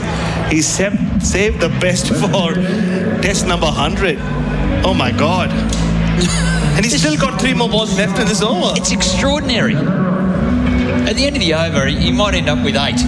He could. That's how hot he's going at the moment. I've never seen a bowler bowl this hot. Talk about a hot streak. It's unbelievable. Late movement. The West Indies batters can't get the pad out of the way. He's blown off 3 pads. He's bowled another. And the caught behind was the first one that triggered everything off. That was Campbell. Oh. Inglis taking the catch. This is extraordinary. Oof. And you're right, he's got 3 balls left. This test could be over in the next couple of overs. Yes. We just need 10 more balls of Mitchell Starc, or maybe less. This is incredible. You couldn't dream this up. You cannot dream this sort of performance. It's 6 a.m. This is under 12 performance. And if you decided to pick it up late back home, you've missed something special. But he's not done yet. He's not done yet. He could get all 10, you know. He could get all 10 in the next couple of overs. It's on the cards. It's on the cards. Okay, he's ready to bowl here to Justin Greaves, the new player. 3 slips the gully, shortish backward point. Starc rushes in, bowls, first ball, plain miss. Trying to drive through the offside. It was full. It was just a little bit too quick. Well, the statisticians will be all over it. That was 148.5. Yeah, he's really fired up. It's the 4th time in Test cricket that he's taken a wicket on his first delivery. 3 of those have been in the first ball of the match. This is the first time the first ball in a second innings. Rory Burns famously, the start of the Ashes, 21-22, set the tone Nearly for that fell Ashes. over, didn't he did. 2 balls left in the over here for Starc. He has 5 for 2. Starc on his way, bowls to Greaves, who drives through the covers, past Smith, out to the rope, 4 runs. 5 for 11. Well, at least the West Indies get to double figures. He was looking for that swing, and why not Mitchell Starc? Greaves played a loose drive in the previous ball. This one, nicely done. We've seen him do this a couple of times in this series before. I'm still astonished. This is the 5th over of the innings. We're just 1 wicket away from the bowlers. It's quite remarkable.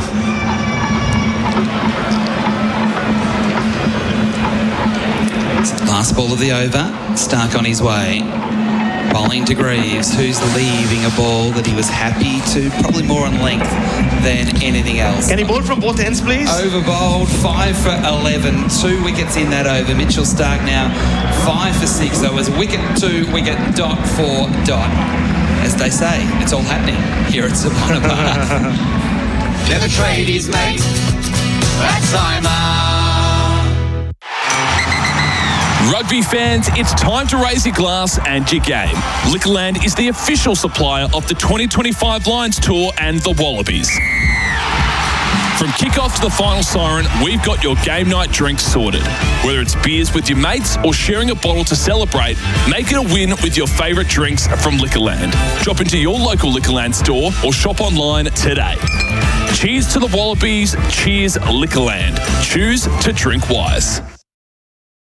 Well, I've decided to go to Mobay this evening outside of the off stump. This is happening very quickly as Hazelwood comes in and bowls to Roston Chase, the captain. Hasn't scored as yet. The West Indies are on all kinds of contortions here, and they are in big trouble. Campbell a duck, Louis 4, Anderson a duck, King a duck. Well, Hope got 2. I think with those 3 ducks you can start a duck farm somewhere at Sabina Park. Duck for dinner. Get duck for dinner. And the Australian flag is rather flying merrily in the wind at the far side of the ground. Here is Hazelwood, comes up now, in bowls to Chase, and Chase is edging, is he? Yes, he's gone. Gone too. That was a big, big edge. I called it even before the umpire gave it. And the West Indies are very much in trouble here. This is an absolute blowout by the Australians. 6 wickets down for 11 runs. More duck for dinner. Chase is out.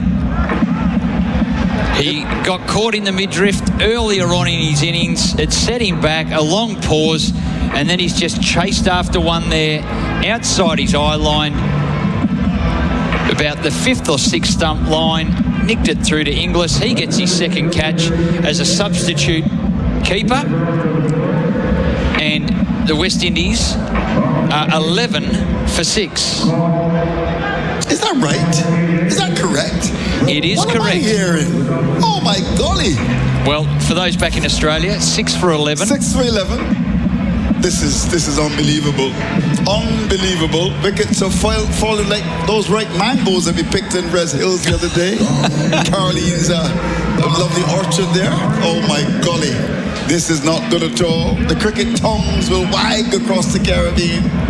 This is a blow. Alzari Joseph will come to see what he can do.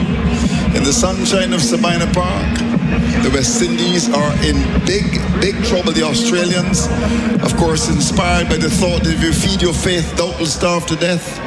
And they know that if you itch success, then keep on scratching. So, 6 wickets down, 11 runs gone, and I am on my way to Mo Bay. I'm going to take you, Brycey. We're going to leave Adam White at home. He'll stay at the Jamaica Pegasus, and we'll be upgraded to one of those lovely suites on the 17th floor. So here we go. The penthouse suite up the top for Whitey. And we're on the road. yeah, Whitey. Well, that's going to happen in half an hour. I would think no. This is extraordinary. No, 29 minutes, come on. Yeah. Oh my golly. So the man from Antigua and Barbuda comes out. He did it with a ball. Can he do it with a bat? The odds are stacked heavily against him. And the Australians on a roll. Hazelwood begins to move into bowl to Alzari Joseph. He's in the Bolton. And the ball is turned away off the hip down towards that long leg here. Will get a single. As Boland comes off the boundary, picked it up. And there is a leg by, actually, signaled by the umpire. But I mean, look at that shot from Ross and Chase. That was a shot, really, in resignation. I think he recognized that his team is in big, big trouble. There's a Jamaican guy there at this ground, not very happy about it. I'm sure he's cussing, as they were saying, the Jamaican parlance. What are you doing? I'm sure he's saying that. 6 wickets down, 12 runs on the board. And the Australians, they have arrested the West Indians, and something tells me they'll be jailed pretty soon at Sabina. Here we go. Hazelwood begins to move in on his way to bowl to Graves, and Graves has kept a lovely outswing. But he just kept the bat inside the line. It was a beautiful delivery, drawn across the off-stump like magnet, and the ball goes by to be taken by the keeper. I've just got to take a breath. Yeah. I've got to take a breath. This is extraordinary. It is indeed. For those back home, 6 for 12. If you're just waking up, flicking the radio on, hopping in the car, off to work on the eastern part of Australia, it's just after 6 a.m. There is no shock. Well, there is a lot of shock. There's no mistake. Yeah, He's right. 6 for 12. Hazelwood to continue the attack. On his way to bowl to Graves. He's in bowls to Graves. Graves got a beautiful delivery. That came maybe from the top of the pad. There was definitely movement, as we can see from here. And it was taken by the keeper. But that was another good delivery by Hazelwood. The fastest, this is from one of our SEN listeners through our text machine. 0433 98 11 16. Shano, the fastest fiver in Test cricket. By 4 balls. By 4 balls? Yep. Oh, it is. And we take that on face value, Shana. We have no reason to doubt you and your statistical analysis. Yep. Well, this is tremendous work from a champion fast bowler for Australia over the years. He's so great. So the fine leg has come up. Scott Boland, sorry to cut you off there, Andrew. No just problem before at they all. kick off this ball. Pat Cummins going, look, I might as well attack here. I think we're on top. So he's got a leg gully. There's no fine leg. Hazelwood comes up now to bowl to Graves, in bowls to Graves. Graves is steering the ball away from that off stump down towards backward point, and the over comes to an end. 6 for 12 is the latest score at Sabina Park. Looking for the perfect place to call home? Discover Office Essential by Your Land Developments. Live at the centre of everything in Melbourne's vibrant southeast, close to shops, public transport, schools, parks and more. Visit officeessential.com.au. T's and C's apply. Macca's new McGriddles has 2 maple-infused pancakes, egg, bacon, and cheese. True story. Brekkie comes first. Ba-da-ba-ba-ba. Available till 10:30 a.m. We never forget when Harmison came to Sabina Park. Took 7 for 12. The West Indies folded for just 47. That was back in 2004. And on the evidence of what we've seen so far, I think they'll do very well to get to 40. So this is not good cricket at all. The West Indies' lowest score, 47 against England back into. I just talked about it. Steve Harmison was brilliant. In he comes on his way. This is Starc up to the wicket, bowls to Joseph. Joseph has got a peach of a delivery outside the off stump. How did not take the edge of the bat there? This is absolutely fantastic bowling by Starc. Well, Alzari Joseph, moments ago he was picking up the tail enders. He picked up a 5-for. That's not even 40 minutes ago. Yeah.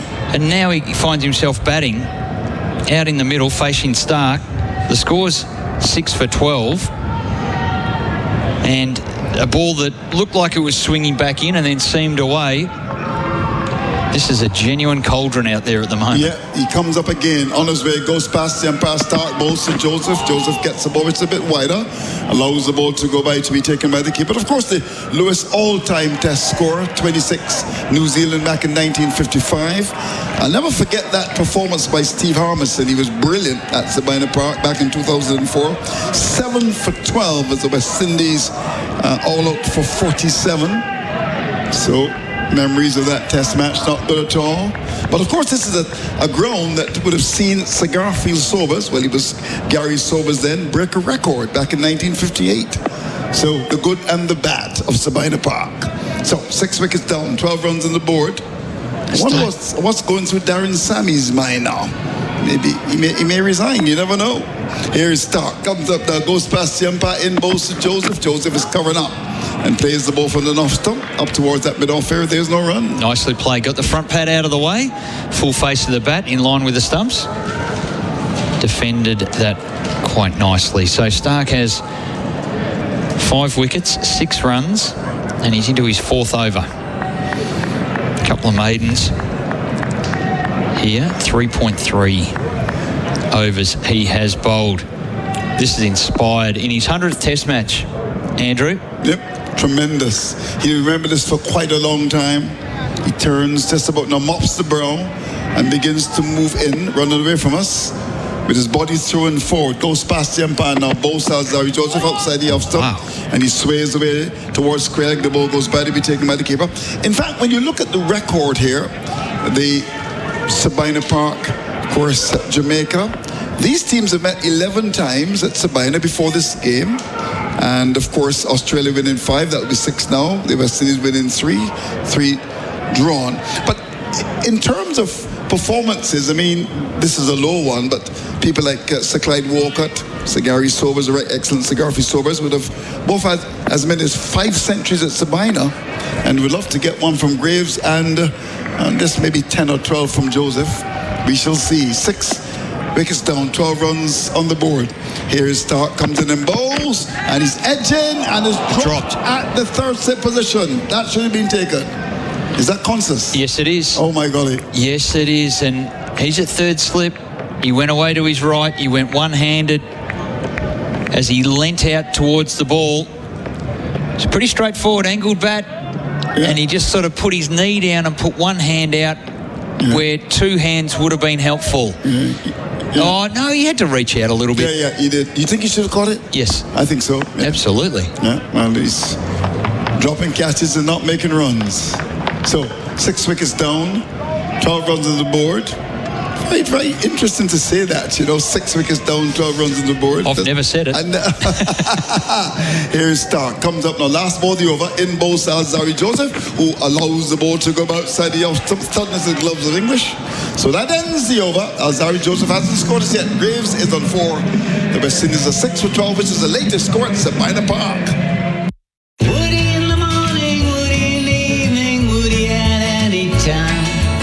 Now I get my Woodies, thanks to AMI. If you can't get a good erection or you have premature problems, call the doctors at AMI. AMI has helped thousands of couples with longer lasting sex. AMI has a fast-acting oral strip that may provide better stamina and a prolonged performance. Call the doctors at AMI on 1800 10 1080 for a free consultation.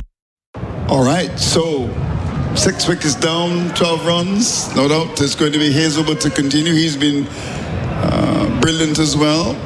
This combination has served Australia's cricket with distinction over the years, worthy of commendation. And they've got a lot still left in the tank. Look at this aggressive field, Brycey. Describe it after this delivery. Here is Hazelwood, comes up now to bowl to Graves, and Graves is pulling through mid-wicket. We'll get one, we'll get a second. Didn't time it all that well. Boland is after it. And the return is just about to come in. Might have just gotten on to him quickly expected, but he's back for the second to go to 6. 6 for 14. It did cramped him up for a bit of room there. Got it away through the onside, but nothing too clear. Hazelwood and Starc getting it done. It could be worse.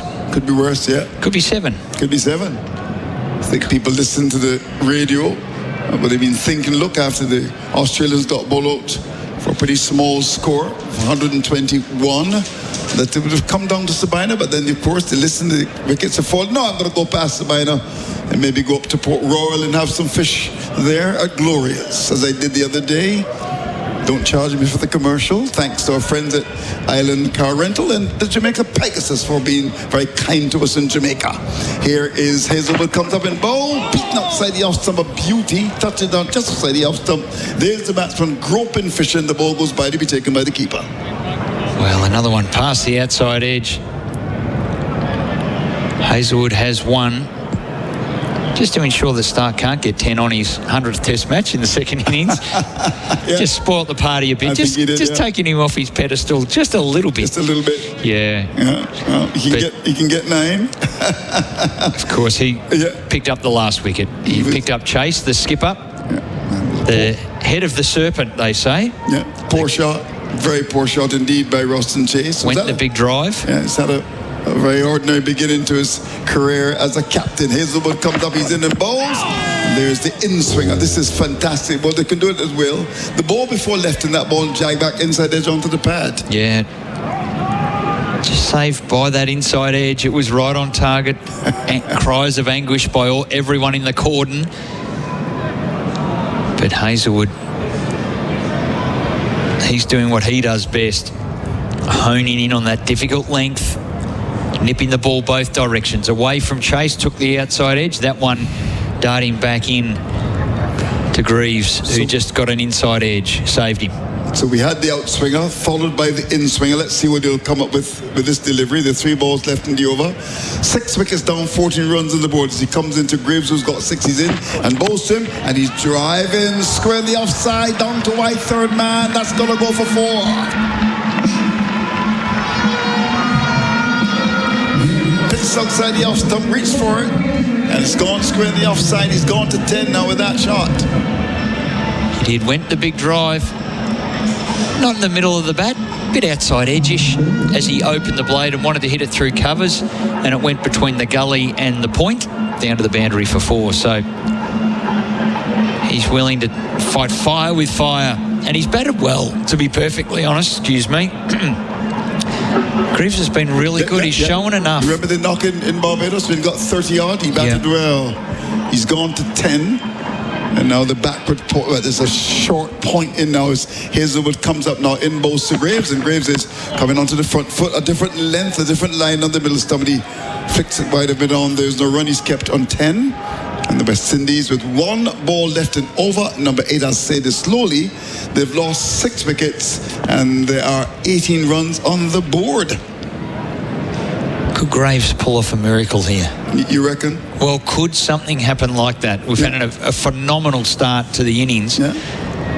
The target was 204, and that's, all things being equal, that's achievable. Yeah, but I think if he does get the West Indies team home, and that sounds as unlikely as Adam White becoming Prime Minister of Australia.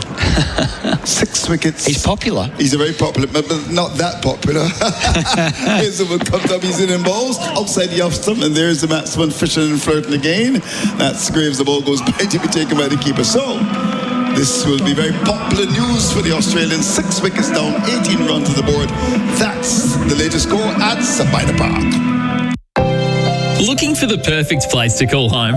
Discover Office Essential by Your Land Developments. Live at the centre of everything in Melbourne's vibrant southeast.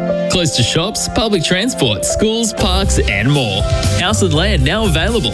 Visit officeessential.com.au today. Join an established community where everything you need is just a short walk away. Life at the centre of everything.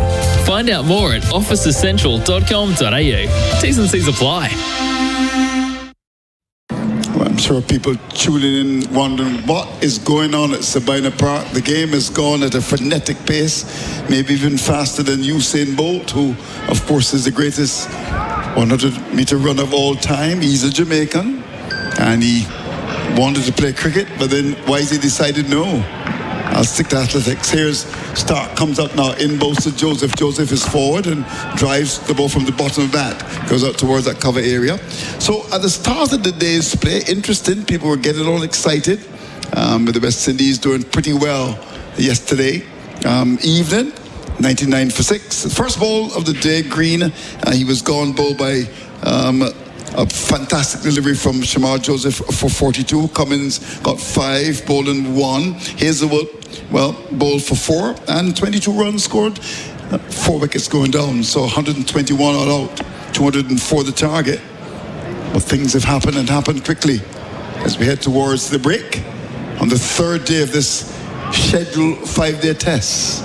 Here we go. As Starc begins to move in to bowl to Alzari Joseph, and he is beaten outside the off stump. A nothing shot, trapped in the crease. The ball flies outside the off stump, taken by the keeper. Well, the West Indies scorecard reads like an Australian telephone number. 0400 0210 0. That's what's happening at the moment. And it is a phone number. It is a phone number. All single digits until Graves is 10 at the moment, 10 off 12. Yeah. Well, if you call the number, I think all you should do is just leave a message. I won't answer as a West Indian. Just leave a message. I'm sorry I can't take your call. Whose number is it in Australia? Would it be the coach's number? Yeah, I think so. Yeah. As if say, I can't take your call now. 6 wickets down for 18, and Starc begins to move in. On his way again, he's been brilliant. He's up to the wicket. Bowls Alzari Joseph, who's on the back foot, squeezes the ball away into the onside. Down to that forward short leg position, there is no run. And in terms of the West Indies, they did pretty well this morning. The Boland has been good.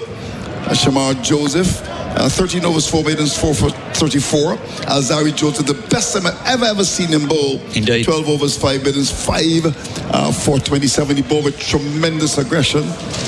He was on fire.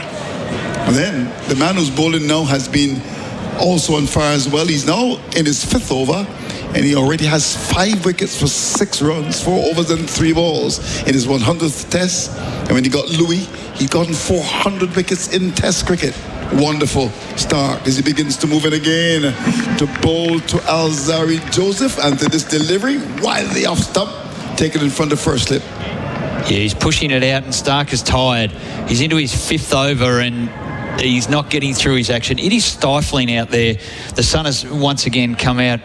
Adam White mentioned maybe about 15 minutes ago when he was on that the clouds are coming in. It's burnt off now, and it doesn't look like there'll be any rain anytime soon, and it is now fiercely hot. Humidity has got to be in the 90% range. Yeah, one would think so as well. So Starc is just struggling a bit. pushing that one wide outside the off stump. So this could be his last over, I think. I think so. Yeah. He doesn't want to let go of the ball. I can assure you he's putting everything into it, but sometimes the tank gets empty. Yeah. He's got 5 for 6. Maybe have a little break and bring him back. Yeah, but he's been brilliant. There's no question about that. Hasn't he just? Yeah. One of the greatest left-arm fast bowlers of all time. Of course, you've got Wasim Akram. In he comes, Starc, he's in and bowls, banged in short, and Joseph allows it to go by to be taken by the keeper. Of course, this is Alzari Joseph, there's Shamar Joseph on the side. Well, Alzari Joseph practices a pull shot then, and it's a lot easier with the ball not there, I can assure you. Yeah. And the other thing too, Bryce, is that the modern day West Indian batsman is not a hooker or puller. Remember the halcyon days of West Indies cricket, people like Cali Turan and Richards and Greenwich and Lloyd hooking and pulling, Roy Fredericks. Oh, they all took it on, didn't they? Oh yes, they took fast bowlers on. And it's my view that if they don't play fast bowling well, they're not going to be doing well in cricket, because all the teams, they've got fast bowlers now, they're going to come at you. They're going to be aggressive. He decides to go round the wicket now with the last ball of the over. This is Starc, comes up now, he's in, bowls Alzari Joseph, who's forward and drives, and the ball comes from the outer portion of the bat, goes down towards that gully area to end the over. At the end of it, 6 wickets down for 18 runs. That's the latest score at Sabina Park. When you got a bunch of mates, a top little crew, stuck together like gum at the bottom of a shoe, there's one golden rule to celebrate a mate. Give a bud a spud, the best beer in the state. Give a bud a spud, give a bud a spud. Order now for you and your bud. Go to spudweiser.com. Give a bud a spud, give a bud a spud. So we're just a couple of minutes away from the break, and a situation where the West Indies team may not even have anything at the break. It's just 20 minutes. I'm sure Darren and Sammy will have them in a little huddle and pray. That's all they can do, I would imagine, here. It's been a very ordinary performance from them. It's been gutless, in my view. Here is Hazelwood, comes up now, in bowls to Graves, and Graves is playing a loose drive outside the off stump, really flirting with danger there, and the ball flies through to be taken by the keeper. That was a get-out shot, really, for one case to describe it like that. Nothing in that shot at all. Well, he's driving on the up of a ball that's seaming away, and Alzari Joseph comes down and maybe just says, look, just get through to the break, gives him a glove punch and says, look, we got away with one there. Yep. Royston Chase didn't get away with it. He edged that that type of delivery from Hazelwood. He's into his 5th over as well. The break is only 3 minutes away now. That's the lunch break. That's a shorter break. Well, it's not lunch, it's tea break. Tea break, yeah. And it's only a 20-minute break, so the bowlers will get freshened up. Hazelwood comes up now, bowls to Graves. Graves this time does the right thing. It's wide the off stump, no need to flirt with danger and become a victim of your own indiscretion. Allow the ball to go by to be taken by the keeper. That's smart cricket. I'm sure that Alzari Joseph, who may see himself now as a senior partner, says, what are you doing, Mr. Graves? Why would you want to get out? You've got to battle away in adversity in the sunshine of Sabina Park in downtown Kingston. So here we go, getting closer and closer to that break. West Indies not inspiring confidence among their many fans across the world. People were excited for the first 2 days. But things have gone wrong for the West Indies. The Australians, they're champions, they're fantastic cricketers, and they're quite successful. And they are very professional as well. Hazelwood comes up, he's in and bowls. Beautiful delivery, beaten outside the off stump again. That's a fantastic one. Batsman groping, the ball goes by to be taken by the keeper. Seems as if he's batting with a cuckoo stick, really. Can't get bat on the ball. Jamaica. What's a cocoa stick?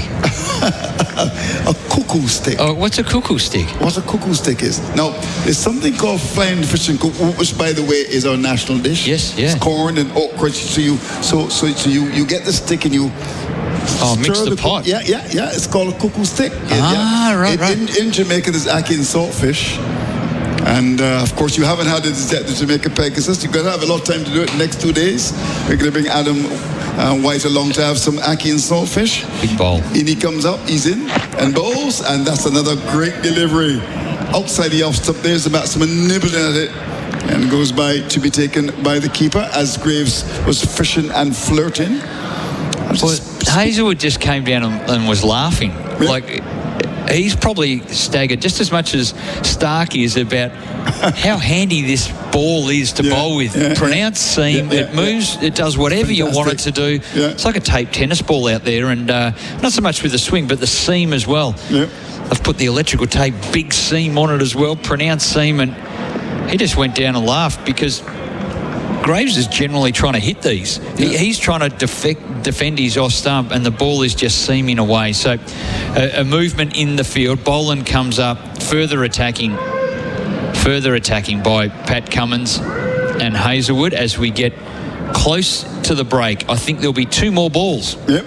Here we go. Hazelwood comes up again on his way to bowl to Graves, and Graves is getting a ball that is going past the keeper and will go behind him for 4 leg byes. Just got the top of his pad. It was cutting right across him. Of course, you've got the leg gully in there, and the ball went behind him and has gone for 4 leg byes. 6 for 22 with 1 to come in the over.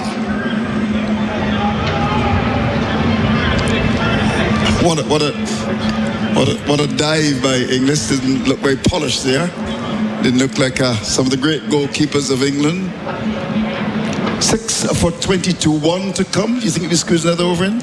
I don't think so. No. Have a look at that brand name watch you bought somewhere in Halfway Tree in Kingston or in Ligony. Some wonderful names you've got here. Of course, in Barbados is Queen Mary Road. Of course, the English Barbados, of course, is called Little England. So 6 for 22. Here we go. As the last ball is about to be bowled. Hazelwood in, bowls, and with a very solid bat indeed. Graves comes forward, plays the ball up towards that mid-off area. The umpire comes up, removes the bail. So the break on the 3rd day of a test match that has gone at a frenetic pace. The Australians are large and in charge of Sabina Park. Listen to this, the West Indies have been ripped apart. They're 6 for 22. What a session, Andrew. It's been quite remarkable. I've never seen anything like this. Mitchell Starc, 100 test matches, takes a 5 for the fastest ever that's ever been performed in test cricket. He's beaten the record by 4 deliveries, and Australia are right on top here. It is pats, high fives, smiles all round as that Australian team comes off the field, and well, Alzari, Joseph and Graves, they walk off slowly and just wonder what could have been. The target was only 204 and West Indies were in with a shot, but Mitchell Starc, he takes all the applause as he walks off, acknowledging the crowd. They've gathered down. His teammates have created a guard of honour as he walks off for this tea break. Absolutely outstanding by Australia, led by Mitchell Starc. So the figures of Starc, we couldn't go without giving you those fantastic figures. 5 overs, 4 middles. He's picked up 5 wickets for 6 runs, and as we said, in his 100th test match, when he got Louis, he got his 400th test wicket. Tremendous work by Starc. The action will continue in about 15 minutes to West Indies on the ropes. Please join us then. Back to Sabina Park, the 2nd session here in Kingston, Jamaica. The sun is still shining, and the sun is certainly shining on the Australians. What a remarkable 2 hours of cricket we've just experienced. If you've just joined our coverage and want to know exactly what happened, it'll take a while, because we've had a situation where we lost 10 wickets in that first 2 hours. That's right, 10 wickets, 4 from Australia and 6 from the West Indies. The West Indies to resume here at 6 for 22. Mitchell Starc at one point had 5 for 2. He took the first 5 wickets and he was unplayable. And he looked a bit tired towards the end of his spell, but he's decided that, no, I'm okay, I'm ready to go again. So after the 20-minute break, he wants more wickets, and why wouldn't he? So we're still on potentially for a record for the lowest ever test score. And there's also a possibility, and more realistic possibility, of the lowest ever test score from the West Indies. Bryce McGain, as you rejoin me, it's still hard to comprehend what was going on there, because we had Mitchell Starc in line for a hat-trick, Mitchell Starc in line for 400 test wickets, Mitchell Starc in line for and getting the fastest 5-wicket haul in the history of test cricket. We had Mitchell Starc in line for potentially the best figures of all time. It was unbelievable. It was just amazing. You just couldn't dream so it up. fast. Yeah, it did, and it was nearly as quick as how fast the Australian innings wrapped up as well. They lost their last 4 wickets earlier today for 22, and then West Indies have lost 6 for 11 at a point in time. Could have been 7 if. Starc, first ball of the session's wild outside off stump, and it is left alone. Brad Sundaresan, you've had some time to digest what you've experienced as well over the 2 hours. We're just talking about everything happening so quickly and so many potential milestones, hat-tricks, 400 test wickets, fastest ever 5-wicket haul in the history of test cricket, potentially the lowest ever scoring test cricket from a team. All these sorts of things were going on at the one time. They were. I mean, what a morning to be a stats person. You're on a high before you had your first rum punch. You know nothing about that, Adam White. No. Starc again on the runway. Bowls, and it's tucked away. Oh, just short of Travis Head at bat pad. And Alzari Joseph pushes through for a single, but he was nearly out also without scoring, and Starc nearly did have wicket number 6. Just to Travis Head's right, so no, just couldn't get his fingers under it. It was wide enough from him. So West Indies now 4 runs away from avoiding ignominy. It's been an embarrassing afternoon from a batting perspective for them, after the bowlers had shown so much pride and spirit in giving themselves what we thought was an outside chance at best. But yes. We built a good case. Oh, we built a great case. I think we built the kind of case that they didn't deserve. we needed to go down and talk to them before play, just to give them the belief that. Yeah, whatever Darren Sammy said didn't work. No, 6 for 23. Starc again past the umpire, bowls to Greaves, who leaves alone. SEN Test cricket for Henley Holmes. The Thai Power scoreboard, it looks a bit grim for the West Indies at 6 for 23. Yeah, I mean, we thought their bowlers saved the best for last. The West Indians, that is. Looks like the batters saved the worst for last. It'll be a conversation we'll pick up with the new ball for Cobram Estate a little bit later on, just about pink ball cricket, particularly with a Duke ball. Is it just too hard? It has been really hard. Yeah, and I don't know the answer to that, by the way. Starc over the wicket, 3 slips in a gully. He's bowling to Greaves, who's hit on the pad, pitched outside leg stump, balloons out on the offside. Oh no! They think about a single. They ended up getting back in time. There was some confusion between the 2 batsmen. Because there's a lot of my friends are texting through, doing radio interviews, saying, "How is this happening? Is the pitch not up to standard?" All these sorts of things. It's got nothing to do with the pitch. I mean, I think just at least what the mayhem, the chaos we witnessed in the last half an hour or so, or 1 hour or so since West Indies commenced batting, it's very simple. It's a batting quality which is not of test quality, a batting lineup not of test quality against a very high class pace attack. What else do you expect in very difficult conditions with the pink ball? Greaves on strike, he's on 10. Starc bowls, Greaves squared up, defending away on the offside. So just not competitive. And I said it earlier before this test, it's felt like there are 3 teams that have played this series. There's the Australians, there's the West Indian bowling attack, and then there's the West Indian batting lineup. Yeah. And I was joking about it upstairs in the press area. 35 years of my life I've spent rallying around the West Indies. Yeah. the closest I've ever come from retiring as a West Indian fan. It's been pretty bad. 6 for 23 on the tyre power scoreboard. Your trusted tyre experts. Mitchell Starc, 1 ball left in the first over after the tea break. Bowling to Greaves, and Greaves gets a bouncer, and Starc gets underneath. Over bowled. SEN Test cricket for Henley Holmes. So just to go through again just some of the things that Mitchell Starc has been able to achieve today. So we know going into this test he was only the second Australian fast bowler to get to 100 test matches, joining Glenn McGrath. The second left-arm fast bowler to get to 400 test wickets with Wasim Akram, and the third overall left-arm bowler to get to 400 test wickets. The fastest to take 5 wickets in a match, which is something that was almost seen as impossible to ever be broken. And not only was it broken, but it was broken by nearly an over. Yeah. In quickness, for want of a better term. Yeah, it's one of those tricky stats to say. It's not the...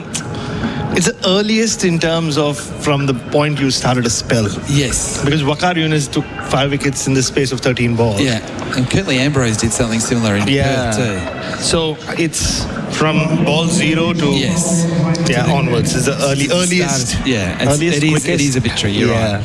Scott Boland is having a go now, and he bowls to Alzari Joseph, who defends back down the pitch. So Boland coming in from the George Headley stand end of Sabina Park, and it's I mean, my memories of Sabina Park will be those 2 nights where the atmosphere was absolutely electric, with the West Indies bowling and they were charging in, and the crowd was right behind them. They're the memories I'm going to have of here, despite what we've seen to this point. We could see a miracle, as unlikely as it is, but Boland again, a bit closer to the stumps, bowls, and it's left by Alzari Joseph. But what the West Indies have done through this series, they've teased us to think, oh, maybe they're back. And they kind of are with their bowling group. But if they can't bat, if they bat at this standard, then they will never, ever be able to get themselves anywhere near where they used to once be. Forget about that. I mean, Darren Sammy said, even if we can get to 5th or 6th in the we're being realistic, but they'll languish at number 8 or 9 if this is the batting we get. It's almost not club standard at times. Boland here bowls to Alzari Joseph, who guides it into the gully along the ground. Green dives, fields. And I think it's important to say that at the start, Whitey, I think we've romanticised and exoticized West Indies cricket for so long. We've always spoken about, can they go back to the glory days? Can they go back to the glory days? And West Indies as a concept is not the same anymore. And so you speak to anyone who played in that era or the current West Indians. So I think it's not a question of going back to that era. It's more a question of, can they be competitive? Because let's face it, they're never going back to that era. It's just not possible. It doesn't mean that much in terms of Test cricket here. Boland to Alzari Joseph, who lofts high in the air. It'll go over Smith's head at mid-off. He chases after it, and they come back for 2. It wasn't well timed. I thought for a moment that Smith might have been able to go back and catch that going back with the flight, but it cleared him, and they get 2. So it's 6 for 25. Which is why I think when you get a result like we did last year, the Gabba, or them winning a test match in Pakistan, I think they should be celebrated in isolation as like, wow, what a great win for this team. But sadly, everywhere outside the Caribbean, people immediately say, they're back. And they're never going to be back. It's been 40 years. Boland to Alzari Joseph, who pushes up to mid-on. And Bharat, just to sort of go on to that point, I heard an interview with the Cricket West Indies CEO, and he talked about, the state of West Indian cricket, and he did say that there is so much work to be done in the pipeline, going all the way back to the development of West Indian, young children around the Caribbean. That's where the work needs to be done. It's not about new grandstands or anything like that. No. It's about creating facilities for development, and that's where it has to start. Boland, last ball of the over. Oh, swing and a miss, and very nearly crashing into the stumps. Over bowled SEN Test cricket for Henley Holmes. The West Indies This is the right score. 6 for 25.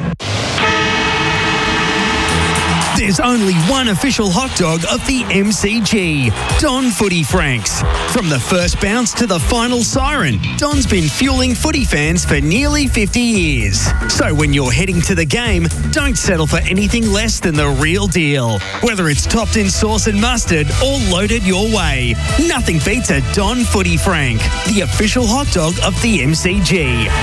Is Don is good. SEN Test cricket for Henley Holmes. The West Indies have been batting for 12 overs and it's 6 for 25. What a recovery it is from 6 for 12 or 6 for 11. Things were going so fast. When Mitchell Starc took his 5th wicket, I thought it was 5 for none. It was, and then there was the edge. It was because they couldn't put bat on ball, and the 2 runs was an edge. 3 slips the gullies, Starc bowls, and it's driven hard straight up to Smith, who's halfway to the fence. He's able to knock it down and they run through for a single. That was hit that hard. Smith was halfway to the fence and it knocked him over, and he didn't want to use that hand that's got the issue with the finger. Yeah, I think he's in a bit of pain there. I think he might have copped a blow on that pinky finger. That's right he hand. just stuck his tongue out. He's in a bit of pain. And Steve Smith is smiling. And batter was in at the end, Graves. So just looking at the Chemist Warehouse replay screen, it definitely did hit his right hand. He still has that splint on, doesn't he? Starc over the wicket, bowling here to Alzari Joseph, who gets a bouncer and he gets underneath. So it looks like they've got past the first milestone, which was not the yet. lowest. Is it 26? So Yeah, well, it's tied at least. then it's 47, which is the lowest West Indian Test score in history. They're not even halfway. Yes, they are. They're just over halfway. Get there. We've seen this before. India 36 all out at the Adelaide that's Oval. Right. That was a different kind of collapse. That was a pink ball too. Big ball, yeah. In the daylight. In the daylight. India were in a position of strength that afternoon when play resumed. And obviously again came back famously to win that series. A leg slip now in play. Starc to Joseph, and Joseph inside edge onto the pad, just drops at his feet. Got caught on the crease. Travis Head chases after it. Sam Costas came in from 3rd slip. They always had a race to see who could get there first. Travis Head won. For a while there, you felt like Mitchell Starc could finish this game in 2 overs. Or what he picked up his 4th and 5th wickets in his 3rd over. You felt like one more over of Starc and we'd be done before the tea break. Yeah. So these two have not only put 15 runs on the board, they both faced 23 balls. So which counts as resistance based on Kevlin Anderson has a smile on the face, so that's good to see. The debut that he's had to endure. Mitchell Starc again bowls to Joseph, edging, and Constance puts it down. Got 2 hands to it and then went through his hands and stayed in the air, and he haired after it and couldn't hold on. That's the second one he's put down Sam Costas. He's had issues with his bat. Averaged 8 in this series. So much conjecture about his future or immediate future. And that's the second catch he's dropped. He does not look like a natural slip fielder to me. So he went The other one was at least wide to his right. This was, and the fact that he put both hands and he just hit his right hand and just bounced off it. He's not having a good time, Sam Costas. He was never catching that. Nah. He went hands up, but it was at head high. He had to have the hands in the other direction, if that makes sense. Try and catch it the way Ricky Ponting would catch it, with the fingers up. He's gone. Anyway, I'll explain more after this ball. I didn't do a good job of that. Starc bowls and Alzari Joseph is beaten again. So he's tried to have. How do I explain this? The way he's got his hands, he's trying to, at head high, go at it like he's got his hands lower. He's got to Got to go that way.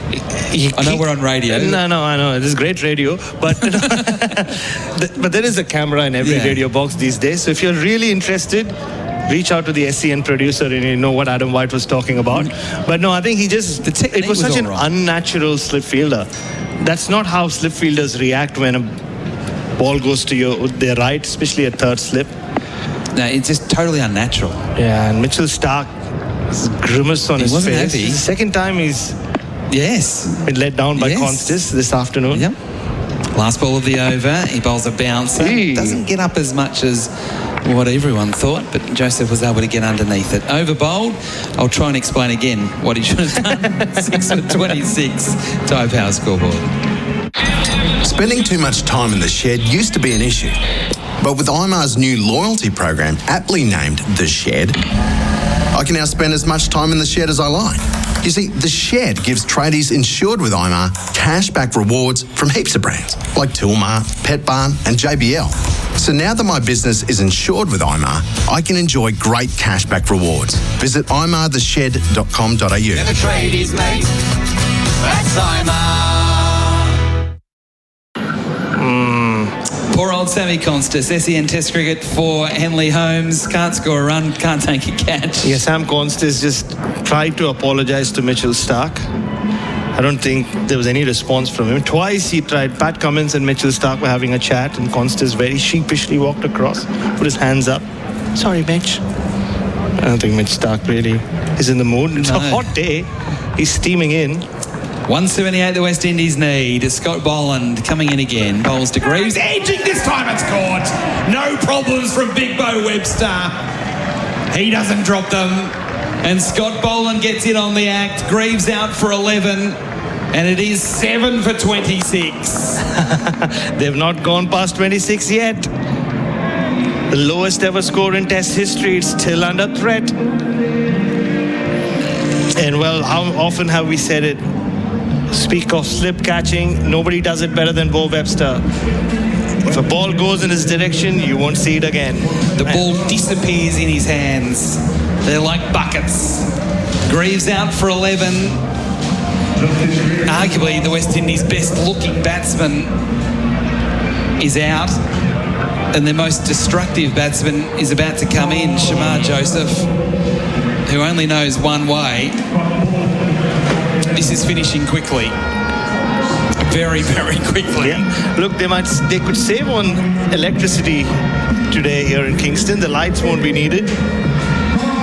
So that's credit to the West Indies. It's the way they batted. But that was just regulation. Scott Boland just getting the ball to straight in, slightly wide of the crease, and Greaves was dragged into poking at it. And a nice catch. So, well, the Josephs, what a day they've had.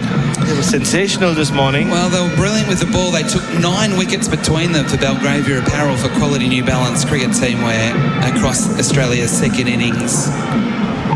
And they're going to have to even be better again with the bat to even get past the West Indies' lowest ever Test score. We're just looking at the Chemist Warehouse screen here in our box. Just the dejected look on the West Indian fans. A lot of the cricket fans are older fans that have seen the good times. They have. And they've just been tortured now by the bad times over the last 25 years. And sadly, I think they've spent more time seeing the bad times than the good times. That's the problem. That's just how long this is dragged on for. So Shamar Joseph to face Scott Boland. Around the wicket, Boland bowls, and Joseph is hit on the pad. Umpire says no. Now they will go upstairs. They'd have to go upstairs here. Nothing to lose. Boland really likes it. Paddy Cummins says, we'll have a look. Why not? So for IMAR, Trusted Tradies Insurance, call 13 IMAR. Scott Boland could have a second consecutive wicket. We go upstairs to the Chemist Warehouse replay screen. He was bowling from around the wicket. So the first thing you look for is the angle and to see where he was hit. Oh, tell you what, he's been hit right in front of middle stump, just above the knee roll. So back leg, just above the knee roll. Well, maybe umpire's call on height, but I think he's in trouble. So we're seeing no edge. Leg is bent as well, the back leg. No edge. Inside his crease. Hitting in line with middle stump. Here we go. Red, red, and red. 2 in a row to Scott Boland.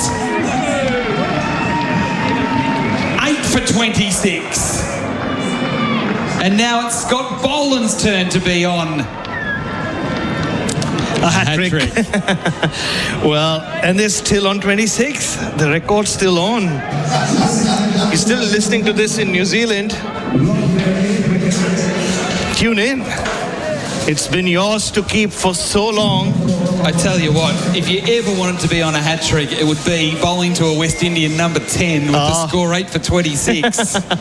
Oh, poor Jomel Warrican. Didn't have to bowl in the second innings. Barely had to do much in Barbados. He's the vice captain, but Shamar Joseph, who's had such an impact with the ball, 21 wickets, and also made quite the impression with the bat. Only one of 2 West Indians to make over 100 runs in the series. And law of averages have caught up with him. He gets the first bowler. Scott Boland continues to do what he does.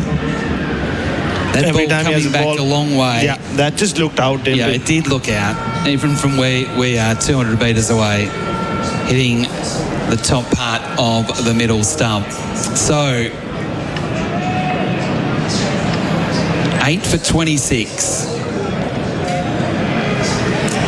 Boland has the figures of 2 for 2. Alzari Joseph at the non-strikers end on 3.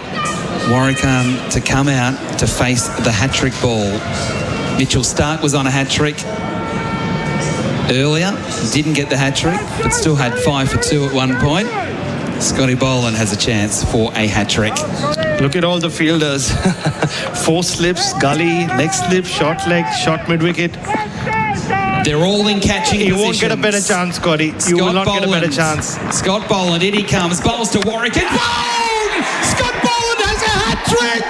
Scott Boland has 3 in 3! Another Victorian to get a Test hat-trick! Scott Boland, welcome to the club! The mighty Victorian! The hero of Australian cricket. He takes wickets for fun. He's got 3 in 3. A Test hat-trick. Well, just build him a statue at Sabina Park, why not? Well, they wanted one at the MCG all those years ago. Scott Boland brought into the side at the expense of Nathan Lyon. Took 3 wickets in the first innings. Now he's taken 3 in 3 balls. Scotty Boland playing just the last Test here in the Caribbean. He's been bowling in the nets for weeks. He gets his chance and he takes 3 Test wickets in 3 balls. That equals a hat-trick. You just saw it coming, didn't you? Mitchell Starc had his chance an hour or so ago. We've got Scott Boland. We've got Merv Hughes. We've got Damien Fleming. We've got Shane Warne just in the last 25 years, all with Test All hat-tricks. of them just Australians, proud Australians. They might come from a specific state, but they were playing for Australia, Adam White. They were playing for Australia. Merv Hughes is here in the crowd. He is. Watching Scott Boland take a hat-trick. And now he has a chance he could take for a double hat-trick. Oh, why? And he won't get a better chance for a double hat-trick either. Just said that. And West Indies are still 26. They are still 26. Oh, yeah, yo. Oh, my goodness. It's hard to get a smile out of Scotty. But we've got one. Okay. 4 slips a gully. Scott Boland on a double hat-trick to win the match. He can't get it. Seals pushes out into the offside. No run. They still don't have... Well, they still have not got past the dreaded lowest score in Test cricket. This is a classic Boland delivery as well, just angled in. Jomel Warrican had no idea. And that'll go into the record books, Scott Boland. Who were the 3 batters that he picked up? That's not going to be easy 10 years from now. No, it's not. Graves, Shamar Joseph and Jomel Warrican. Remember that. Scotty Boland, in he comes again. He bowls to Seals, who's beaten outside off stump. That one nearly took the edge. Boland has 3 for 2. He took 3 in the first innings. That bowling average keeps going down. Especially the away average, which has been a bit of a concern. If you are into those things, Darren Sammy on the screen, well, he took over as coach, the test coach before the series. I asked him after Grenada, are you still happy doing this? He's like, yeah, I'm still hanging in there. Well, it won't last for too long if they keep doing this. Jaden Seals on strike. 9 for 26. Boland wider on the crease and Seals swings and misses. Okay, let's take another deep breath. Over bowled, 9 for 26. SEN Test cricket for Henley Holmes. On August 28, legends of our game run out onto the field at Marvel Stadium for an epic comeback. It's the 4 and 20 Legends game, helping raise money and awareness, all towards helping protect Aussie legends from prostate cancer. Stand up with our AFL legends. Don't miss this chance to see them in action once again. The 4 and 20 Legends game, August 28 at Marvel Stadium. First bounce, 7:30 p.m. Tickets on sale Thursday from legendsgame.com.au. SEN Test cricket for Henley Holmes. The score at the moment is, with the West Indies 9 for 26 on the Tyre Power scoreboard. That's correct, 9 for 26. Greaves out for 11. The next highest score is 4. Boland with a hat-trick in the previous over. He has 3. Mitchell Starc in his 400 has his 400th Test wicket and has 5 for 8 in Test number 100. He's bowling to Alzari Joseph. Mitchell Starc around the wicket with 3 slips and a gully. He bowls and it's dug out on the bounce to bat pad. Hi, Bryce. Missed something? Yeah, so what's been happening? I've just been out the back of the commentary box. Have I missed anything? Oh, dear. And they're still on 26. So the 27's the record. 26 is still the 26. Bang equal now, so they lost 3 wickets on 26. Don't forget. They're in the nervous 26s. Oh, this is devastating from West Indies. 15th over only. Mitchell Starc on his way again. Past the umpire, bowls to Joseph, who's squeezing it to Gully. Oh, misfield. Constant. And they get past it. Oh, no. Got past 26. How did he miss that? Oh, no, Sammy. Mitchell Starc is not a happy man. Oh, he can't. And the West Indies knew what that number was. They have passed the lowest score in Test cricket history. Oh, they all knew it around the ground. Sam Constas has dropped 2 catches. And, oh, dear. It was... How do you misfield that at Test level? Well, it wasn't going hard enough to go past him. Had hands on heads. They could... They wanted to be part of history. Oh, why not? You don't get this opportunity ever. They bowled out India for 36, or it was 36 for 9 at the Adelaide Oval. But this moment in history has been ruined, Sam Constas. 9 for 27. They've rocketed along. Starc 5 for 9. 3 slips the gully, a leg slip, a bat pad. Shortish mid-wicket. Starc going back over the wicket here. Bright sunshine at Sabina Park. In he storms. Bowls to Seals. Bowled! Game over! Mitchell Starc in his 100th Test gets the final say. West Indies all out for 27. The Bales explode. The West Indies explode. Australia win the series 3-0. And it's Mitchell Starc with the exclamation mark on not only the match, but the series.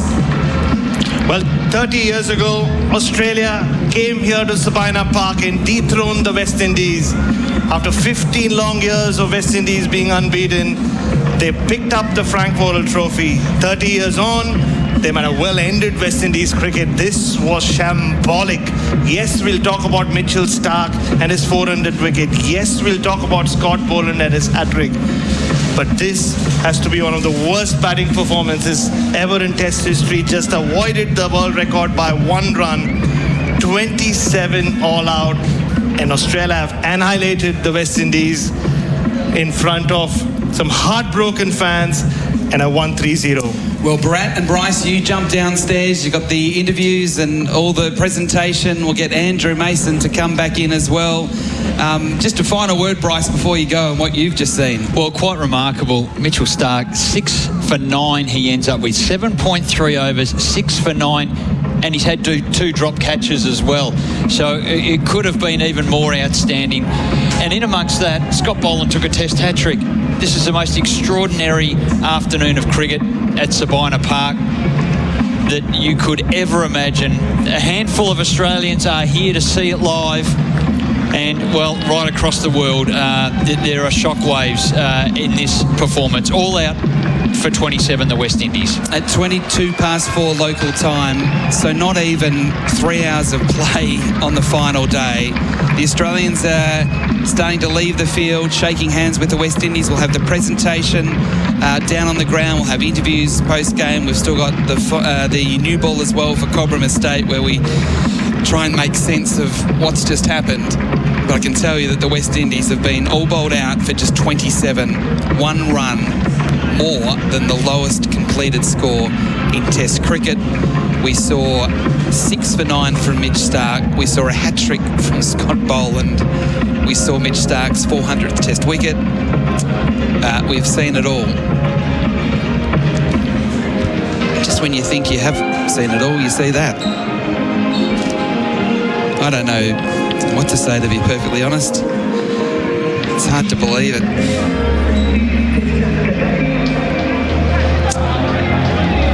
What I'll do, I'll go through the batting card for those that have just joined us. People have gone in all sorts of different directions here in the box. So Australia batted first, made 225. In reply, the West Indies made 143. And then Australia were bowled out today for 121. They resumed at 6 for 99 and they lost 4 for 22. And you kind of thought, well, maybe the West Indies were a chance. But the West Indies were bowled out for 27. 27. Campbell out without scoring. Kevlin Anderson out without scoring. Brandon King without scoring. Roston Chase without scoring. Louis made 4. Hope made 2, Greaves 11, Alzari Joseph was not out 4, and the last 3, Shamar Joseph, Jamel Warrican and Jaden Seals were all out without scoring. So 11 was the highest score, the next best was 4. Mitchell Starc 7.3 overs, 4 maidens, 6 for 9. Josh Hazlewood 5 overs, 3 maidens, 1 for 10. And Scott Boland 2 overs, 1 maiden, 3 for 2. So there's all sorts of celebrations going on with the Australians on the field, as you can imagine, with Mitch Starc leaving the field with the stump in hand. Also Pat Cummins and Josh Hazlewood, the 3 of them have played so much cricket together, and now the others start to file off as well. As I said, we'll have the presentations soon. Scott Boland's still out on the field. He's also got a stump, the one that he hit to get his hat-trick, and he's going to do the presentation. And we might actually take this interview if we can. We'll just have to wait and see. Andrew Mason. Shocked. Yeah. Stunned. Oh my golly, this is one of the worst days in West Indies cricket. Gutless performance, not being able to handle the fire. And I'm sure the cricket tongues across the region. Yeah, I've got a smiling Scott Boland here with me. Hat-trick. I want you to talk us through the emotions of getting a hat-trick, your first ever in Test match cricket, firstly. Yeah, first one. I was a bit nervous on that last ball, but yeah, amazing feeling. But yeah, I think Starkey really set us up there, and never been involved in a game where we bowled a team out for 27. Were you a little bit surprised of how quickly today unfolded from your batting and then to the end of the match? Yes, definitely. Probably didn't expect 10 wickets to fall in the first session, but I think all the credit goes to the bowlers, West Indies as well, and then Starkey to start like that. 3 wickets in the first over, unbelievable. Yeah, talk us through those 3 wickets, then those hat-trick deliveries from the first to the second and then to the third. What was the first one caught? I was just trying to concentrate and keep putting balls in good areas. I probably felt like I started a little bit slow from that end yesterday, so happy to start off well and get a couple of wickets. Yeah, wonderful to get that hat-trick, no doubt. It must be a special feeling. Tell us about another guy in your camp who celebrated 400 test wickets today. How magnificent has he been, and what must that pleasurable feeling be to see that today? Yeah, unreal. For him to get his 400th wicket in his 100th test, pretty special. From our point of view, we see how hard he trains and how well he looks after his body all year round, and I know all credit goes to him for being able to achieve both those things. Congratulations on your first ever hat-trick. Hopefully there are some more in the belt, and all the best for the rest. Thank you very much. They're hard to get hat-tricks. Just seeing, hope you can get another one. I wonder about that, really, at the end there. I think he surprised him too. Don't get that very often, but I mean, it was a tremendous performance by the Australians. I mean, in tight situations in the first 2 test matches, the West Indies had a bit of a Smith, but then you saw Cummins on the second day in Barbados coming out with fire in his eyes, recognizing that the West Indies were competing. Here at Sabina Park, 121 in the second innings, just over 200 runs to get on the pitch, which is not bad for batting, and in good light as well. The West Indies, it was a meek surrender. It was. I mean, what sort of effect is this going to have on West Indian cricket? Because there was optimism as the series kind of progressed, because they were competitive at Kensington to start things off. But what sort of damage does this? I think this is a big body blow to West Indies cricket. I mean, to be bowled out for 27 and the manner in which they were bowled out, people have stopped coming really to cricket, although we must compliment the Jamaicans for coming out to watch the cricket. The crowds have been rather small. That's been the case for some time now in West Indies cricket, and I think people just were hoping that they would have competed, and at certain periods in the 3 test matches looked pretty okay, but psychologically I think many West Indians did not expect the West Indies to win any of the test matches, but the manner of this defeat is damaging in my view. Very damaging indeed. How do they come back from that? Well, I'm not sure they can, really. I mean, when you look at it, the bowling looks pretty okay. I mean, Shamar Joseph is a star. Alzari Joseph, the second time he's picked up, 5-wicket haul, which is good for him. Of course, Jaden Seals has been good. Then the perfect foil for them is Justin Grizz, but the batting is not clicking. At the top, Craig Brathwaite has had, a 150 in 22 innings now. You've got someone like a Louis hasn't really settled. It's true that he hasn't played a lot of test cricket. Anderson clearly looked out of sorts, playing no shot. We brought back Shea Hope into the side, got 1 or 2 useful scores. King got 1 or 2 useful scores, but the problem is the batting and the catching as well. And that certainly is a very bad combination. I'm not sure that they can come back from this. This is very, very, very disappointing right across the Caribbean. With the Australians winning the Test series 3-0, with the final Test wrapped up in the most dramatic of circumstances, with the West Indies dismissed for 27 in just 14.3 overs in their second innings. We've seen 14 wickets fall in less than 150 minutes of cricket. It really has been an extraordinary situation. We've got the Australians coming back out onto the field now, all of them wearing their green caps, and the West Indies with Roston Chase, he's the first to come out, and at this stage he's the only one to come out at this point in time. Roston Chase, the captain, Darren Sammy, the coach, are clearly going to have a lot of very serious questions thrown at them. You can just see that the dejected figure that Roston Chase is, the way he is walking out to the middle. He's going to have to face the presentation, so straight away, Andrew Mason, he's going to get some tough questions. Yeah, I would think so. Here's one who hasn't played Test cricket for just about 2 years now, Roston Chase. In fact, interestingly enough, when you look at two of them in that shape, Hope hadn't played for pretty close to 4 years, brought back into the West Indies side. There was some debate as to whether he should have been made captain. I don't know if it makes a difference really. He's had it very, very tough. First Test match as captain is 50th in Barbados, in his home territory. And, you know, they've been, in the end, comprehensive defeats, having competed at certain stages. Darren Sammy must come under the microscope as well. I question the selection, the construct of the squads, and, you know, if all roads lead to the leader, then I'm sure that the cricket tongues are going to wag, and he is going to be in trouble, I would think. I think he's in trouble. I mean, they haven't been there that long. No. If you continue to fail and fail and fail. I mean, even look at the construct of the team. Honestly, it was a bit surprising to play the left arm spinner. You know, when you could go on with the fast ball, the extra batsman. These are things that people talk about. The techniques of these players. Found wanted. Look at Louis, didn't look good at all. Craig Brathwaite has struggled for some time now. John Campbell hasn't played for over 2 years back in the West Indies side. So it's a struggle. Shea Hope showing glimpses. You know, we know he's a good white ball cricketer.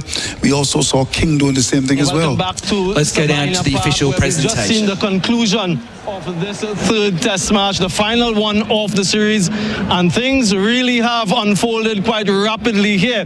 Congratulations to Australia, recording a win by 176 runs and a clean sweep in the series. Commiserations to West Indies. Welcome to the end of match presentation for the Cricket West Indies Test Series, West Indies versus Australia 2025. Cricket West Indies would like to thank the official sponsors who have made this series possible: CG United, Betcage Sports, Dasani, Courts, Macron, Coca-Cola, Powerade, and Visit Jamaica. I'd firstly like to introduce the player of the match, and that's none other than the legendary Mitch Starc for his 6 wickets for 9 runs. Starkey will collect his award from Dr. Donovan Bennett, the director at Cricket West Indies, president of the Jamaica Cricket Association. Starkey, I'll also ask you to collect your Player of the Series award as well from Dr. Bennett. Wonderful performance, 14 wickets in the series, 15 wickets rather in the series. Just thank you here for a quick chat, Starkey. Congratulations on that performance. Could you have scripted this any better? 100 Test match, 400 wickets, 3 wickets in the first over, the fewest number of deliveries to get a 5-wicket haul, and the list just keeps continuing. Yeah, it's worked out pretty well for the week. So yeah, it's been a fantastic series. I think we've seen some difficult batting conditions throughout, but a fantastic series for us. It's been a good few days, very enjoyable. So yeah, I go home with a smile on the face. Yeah, we're used to you getting that ball to swing in considerably to the right-handed batters. We were expecting more of that perhaps in the final session at night, but it swung a lot in the daytime. What would you attribute to that today? Yeah, it did. It's, we obviously saw last night the conditions with a hard newish pink ball under lights is pretty difficult, so we didn't think it'd happen as quickly today until the sun went down a bit, but whether it was the wind, it was pretty blustery today, a bit strong, but no, I think our bowling attack's been pretty on the money throughout the series, and today was another case of that. Yeah, talking about that bowling attack, it's the first time that all 4 of you have played in the same 11. Scott Boland, the 10th Australian to get a hat-trick in Test match cricket. A word on him? He's amazing, isn't he? He would have played so many more Test matches in another team. But every time he comes in, he's on the money, like we saw this week. A hat-trick. He's never far from the perfect length. As soon as he comes in, he's preparing all the time to play, and this week he got his opportunity. opportunity and showed what a wonderful test bowler he is. Yeah, lots of plaudits for you guys. You guys have been doing this for quite a long time, and rightly so, all of those commendations. But I want you to speak a little bit about the West Indian fast bowlers. Young guys now finding their feet in international cricket, but they've competed toe-to-toe with the Australian legends. How good have they been? Yeah, they have. I think they've really shown their class throughout the series on albeit difficult wickets for both teams. They've showed the ball with pace, with skill, with patience and consistency. And Shamar and Jaden up front throughout the three tests have been pretty consistent in taking wickets along the way. And we saw last night, Aziri, how damaging he can be when he's on the money, bowling fast, swinging the ball. We've seen that throughout his career as well. So last night they certainly showed their skills, and throughout the series they have. We had to be on the money as a bowling attack as well. Yeah, congratulations once again. A couple of trophies to add to, I'm sure you're already full trophy cabinet. Well done. All the best as you go to further test matches. Thank you. Cheers. That's Mitch Starc, player of the match, player of the series in this one here against the West Indies. I'm going to ask Ruston Chase to come and join me here for a quick chat. Ruston, disappointment, I can see it in your face, around the crowd when you look at the fans. It's been dismal, the batting performance. We can't escape that. The lowest ever total to be dismissed from a West Indian perspective in Test match history. How do you, I suppose, reconcile that batting performance? Yeah, it's heartbreaking, obviously, to be in a position like that where we think we could have won the game and then come out and have that poor batting display. But I mean, it's something that's been reoccurring for the whole series, so that makes it even more disappointing. Yeah, it's a new dispensation, new coach, new captain, some players coming back into the fold. Results obviously haven't gone the way that you would have wanted. How do you assess the series as a whole? Yeah, well, I think it's quite easy to assess. The bowlers kept us in the series all series long, and the batting never really showed up. And I think that's just what we need to work on. We need to really take a deep look at ourselves as batters. And I mean, the next series from here is quite a while, so we have time on our side. So I think that's what we need to really do. Really have a look at our batting displays for this series and see where we can improve and how we can put 300 run totals on the board. Yeah, we'll come to the bowlers shortly. It's not going to get any easier for you. Away to India for those couple test matches in a few months' time. What then, as a concrete roadmap, can be put in place for an improved batting performance in that short time? Well, firstly, obviously, India is going to be different conditions, probably more spinner friendly. So I think if we can have some batting camps around playing spin bowling and stuff like that, I think that would be ideal for us going into those conditions. Well, let's end with some positives then. You mentioned the fast bowling group, 22 wickets for Shamar Joseph.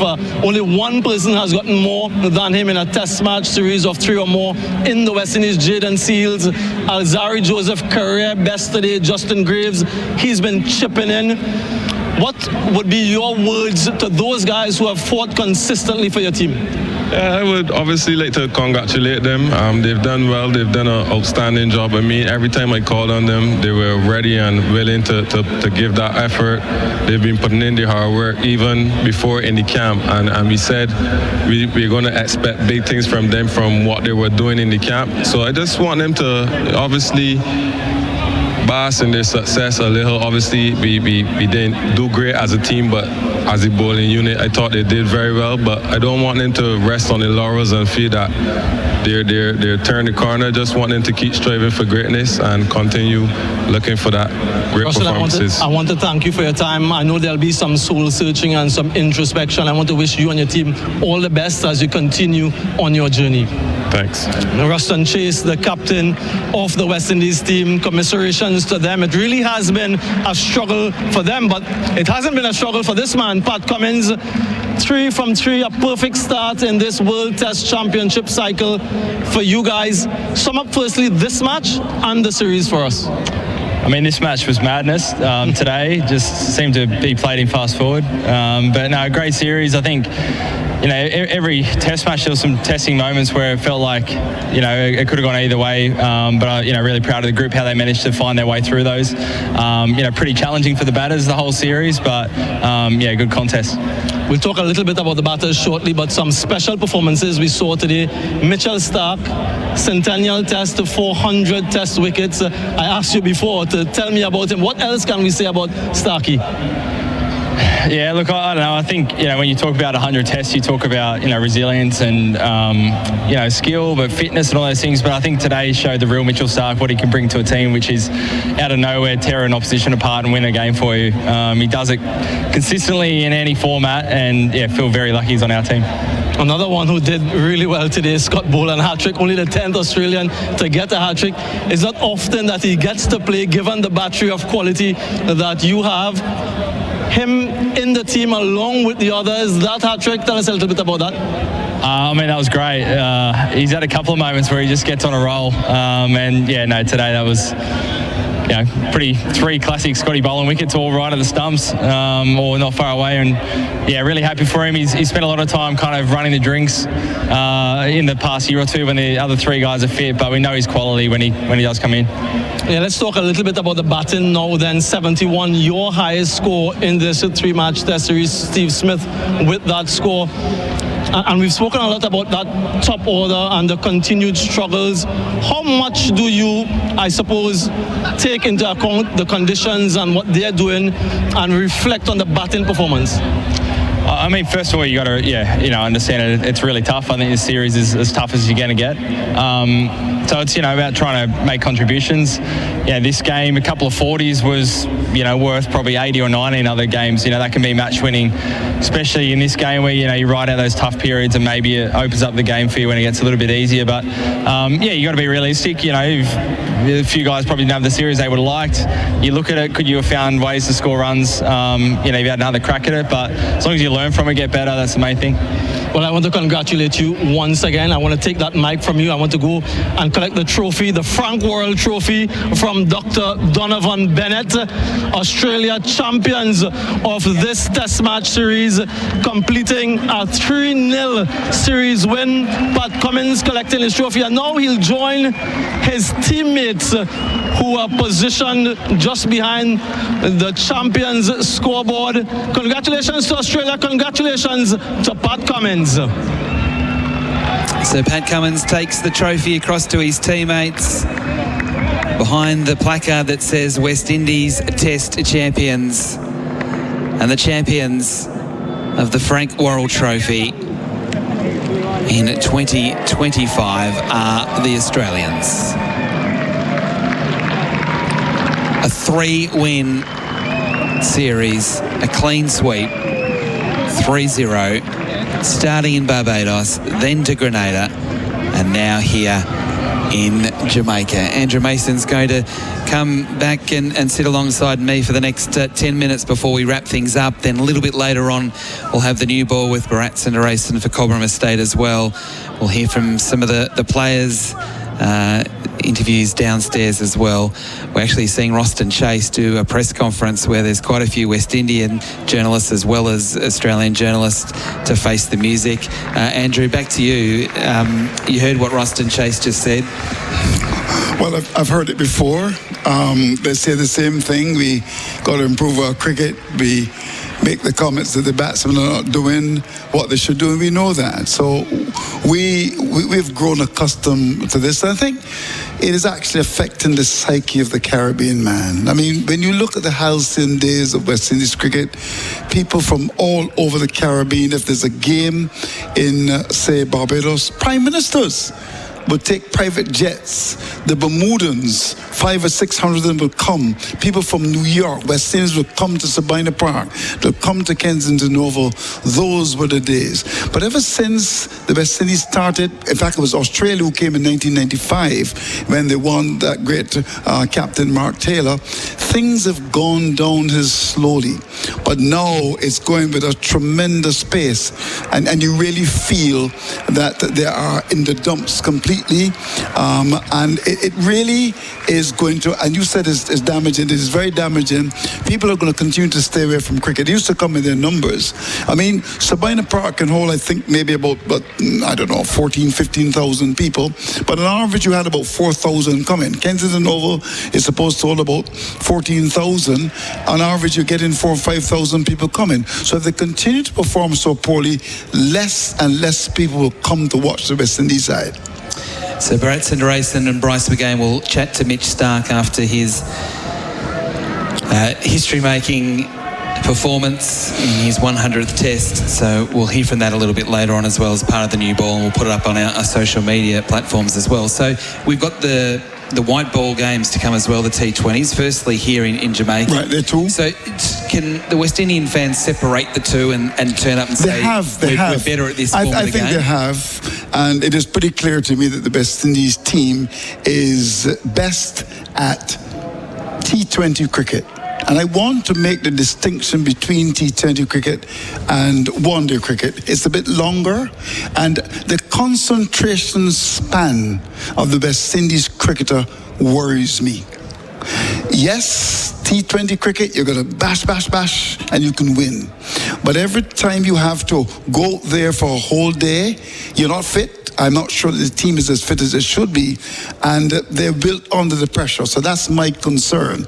At one stage, there were 3 in the world. As you know, they've won the T20 tournament on 2 occasions. So their best game would be T20 cricket. So we'd expect them. The first game is on July the 20th, the second and the 22nd, and of course they've got a couple of other games as well. So we expect them to do better. The positives, the Boland. You know, Shamar Joseph, brilliant. Alzari Joseph has come to the party. A lot of talk about him over the years. Second 5-wicket haul. I thought he bowled a lot of aggression. Reminded me of the greats on this pitch with bouncers, up at your throat. Jaden Seals has been very good, and also Justin Graves. So the bowling is pretty okay. Yeah, it's one of those things that, like I've said this a bit through this series, that the West Indies have teased us a little bit because they have been competitive. But the reality is now, over 6 innings, their batting is just not good enough. No. So, but there is the positive of their bowling, which is probably as good as I've seen in 25 years. There's no question about that. But that becomes largely irrelevant if you can't put up any sort of competitive score when they bat. Yeah, that's true. In fact, when you look at the old-time days, I mean, Roberts and a Garner, would come and get wickets and restrict the score. But you had a Windies and the Haynes to come and win it for you. So if the bowlers set you up, then the batsmen have got to do their job, and that's not happening at all in West Indies cricket anymore. They're not doing their job, because when you look at the 3 Test matches, there were certain stages. If we had batted better, the results might have been different. In Barbados, there was a sniff. In Grenada, there was a sniff as well. 204 here at Sabina Park is a score that you can get, but you get bowler for 27. Unbelievable. I mean, I was a bit of a romantic. I think you were very shocked too as well. No, I am very shocked. I'm still struggling to comprehend what I've seen, because I thought when they got those 4 wickets as quickly as they did, and they set themselves up to bat in the daylight, it was set up perfectly for them. Even if they were 100 for 4. Right. You think, there's a chance there. Shamar Joseph might whack 40 at the end. Alzari might whack and get 20, over the line. They get over the line, but I mean, it's really hard to know how much of it's got to do with the pink ball, because the Australians struggled as well. Yeah. And whether it's just become too unfair and too bowler friendly, I don't know. I think it is, particularly, of course, for the fact that the spinners are completely out of the pink ball. I mean, and the Australians recognised that, and they decided to drop a champion in line, brought in Boland. Look what he did. Look at the selection of Boland. I mean, he came into the attack, bowled beautifully in the first innings, and got a hat-trick in the second. So they know the game as well, huh? So Scott the Boland, Australians. You like Scotty Boland, well, you know? I did like Scotty Boland. I can tell that by your commentary. I got a little bit over the top. I'm sorry, everybody. That's okay. Got a bit emotional. But Scott Boland now, you look at his career, he's got 62 test wickets at 16.5. Oh, yes. And he's now played 14 tests. And he's not a permanent member of the side. He only gets in, here and there. That's amazing. And he gives 150%. I like him. He's almost better to retire now with that sort of bowling average. Got a test match, got a 5 for at the G at Ashes. And a hat-trick here at Sabina. Oh, my God. He also bowled very well in the first innings. He did? He got 3. Yeah, he got 3. Yeah. I don't know. But okay, we've spoken about the West Indians. Any concerns for you as far as Australia is concerned? Definitely. Tell me about those concerns. Well, the concerns are the batting as well. I mean, they came here on a bit of a fact-finding mission to work out whether this is the squad that can compete with England with the batting. We know the bowling's good. That's not a problem. They're coming towards the end, but it's still fine. Right. But there's no answers. And so they're going back to the drawing board, not really sure about their top 3. Cameron Green's been pretty good, but I don't think you can give him a resounding tick. And, the opening... Is he a number 3 batsman in your view? I'm still not sure about that. You're not sure? No, okay. No, I don't... my personal view is that you can either play one of Webster or Green. With Green bowling, you've got to choose one of the 2. Oh, I see. That would be my view. I think Labuschagne is in their best team, but he's got to score runs. So who would open your bat in the Ashes? I don't know. And, you don't know. And I hate sitting on the fence. Okay, fair enough. But I think what it becomes a situation, Andrew, is that we've got a lot of Shield cricket, a lot of Australia A cricket to come. Before they sort themselves out, and they pick the best 2 informed players. Do you think Constance will be in the mix? Definitely not. I can't see Constance being in there. No. I do see a possibility that Khawaja will be there. McSweeney's got runs again for Australia A in the last 24 hours. He's been tried last summer against India. But let them sort themselves out. So the and batting pick is a problem. the 2 hot players. Yeah, I do. And I think Australia's bowlers are that good, they'll still win the Ashes. Okay, so you're telling us that Australia will win the Ashes? I think so. Okay. But are you sure about that? They have to improve their batting. Are you sure about that? Not really. With that dodgy batting you've got there. Look, just a reminder, the new ball will be back at 12 o'clock Australian Eastern Standard Time on SEN Fanatic and then 2 o'clock across the SEN network. I do want to take the opportunity, Andrew, to thank you. Yes. It's been awesome. I've been your chauffeur. You've been fantastic. Not good, but good enough. No, you've Didn't been get into any accidents at all. We've had so much fun with you and we really appreciate everything you've done. I'm very happy to have been part of your team as well. The voice of the Caribbean. Yeah, the voice of the Caribbean. Muscular radio. Yeah, Muscular radio. Thank you so much. Thank you very much indeed for having me. Absolutely. I want to thank a big help to Matty back in the studios, SEN Melbourne. He's been tremendous. And also to Mitch as well. They both do a great job behind the scenes. To Bryce, to Bharat as well. Certainly to Adam Collins. But also a big thanks to our partners on this tour, headlined by Henley Homes, but also Cobram Estate, Tyre Power, Chemist Warehouse and Belgravia Apparel. Henley Homes, it wouldn't be possible without Henley, and we do appreciate all the support. So on behalf of the entire team, it's back to the footy season, isn't it?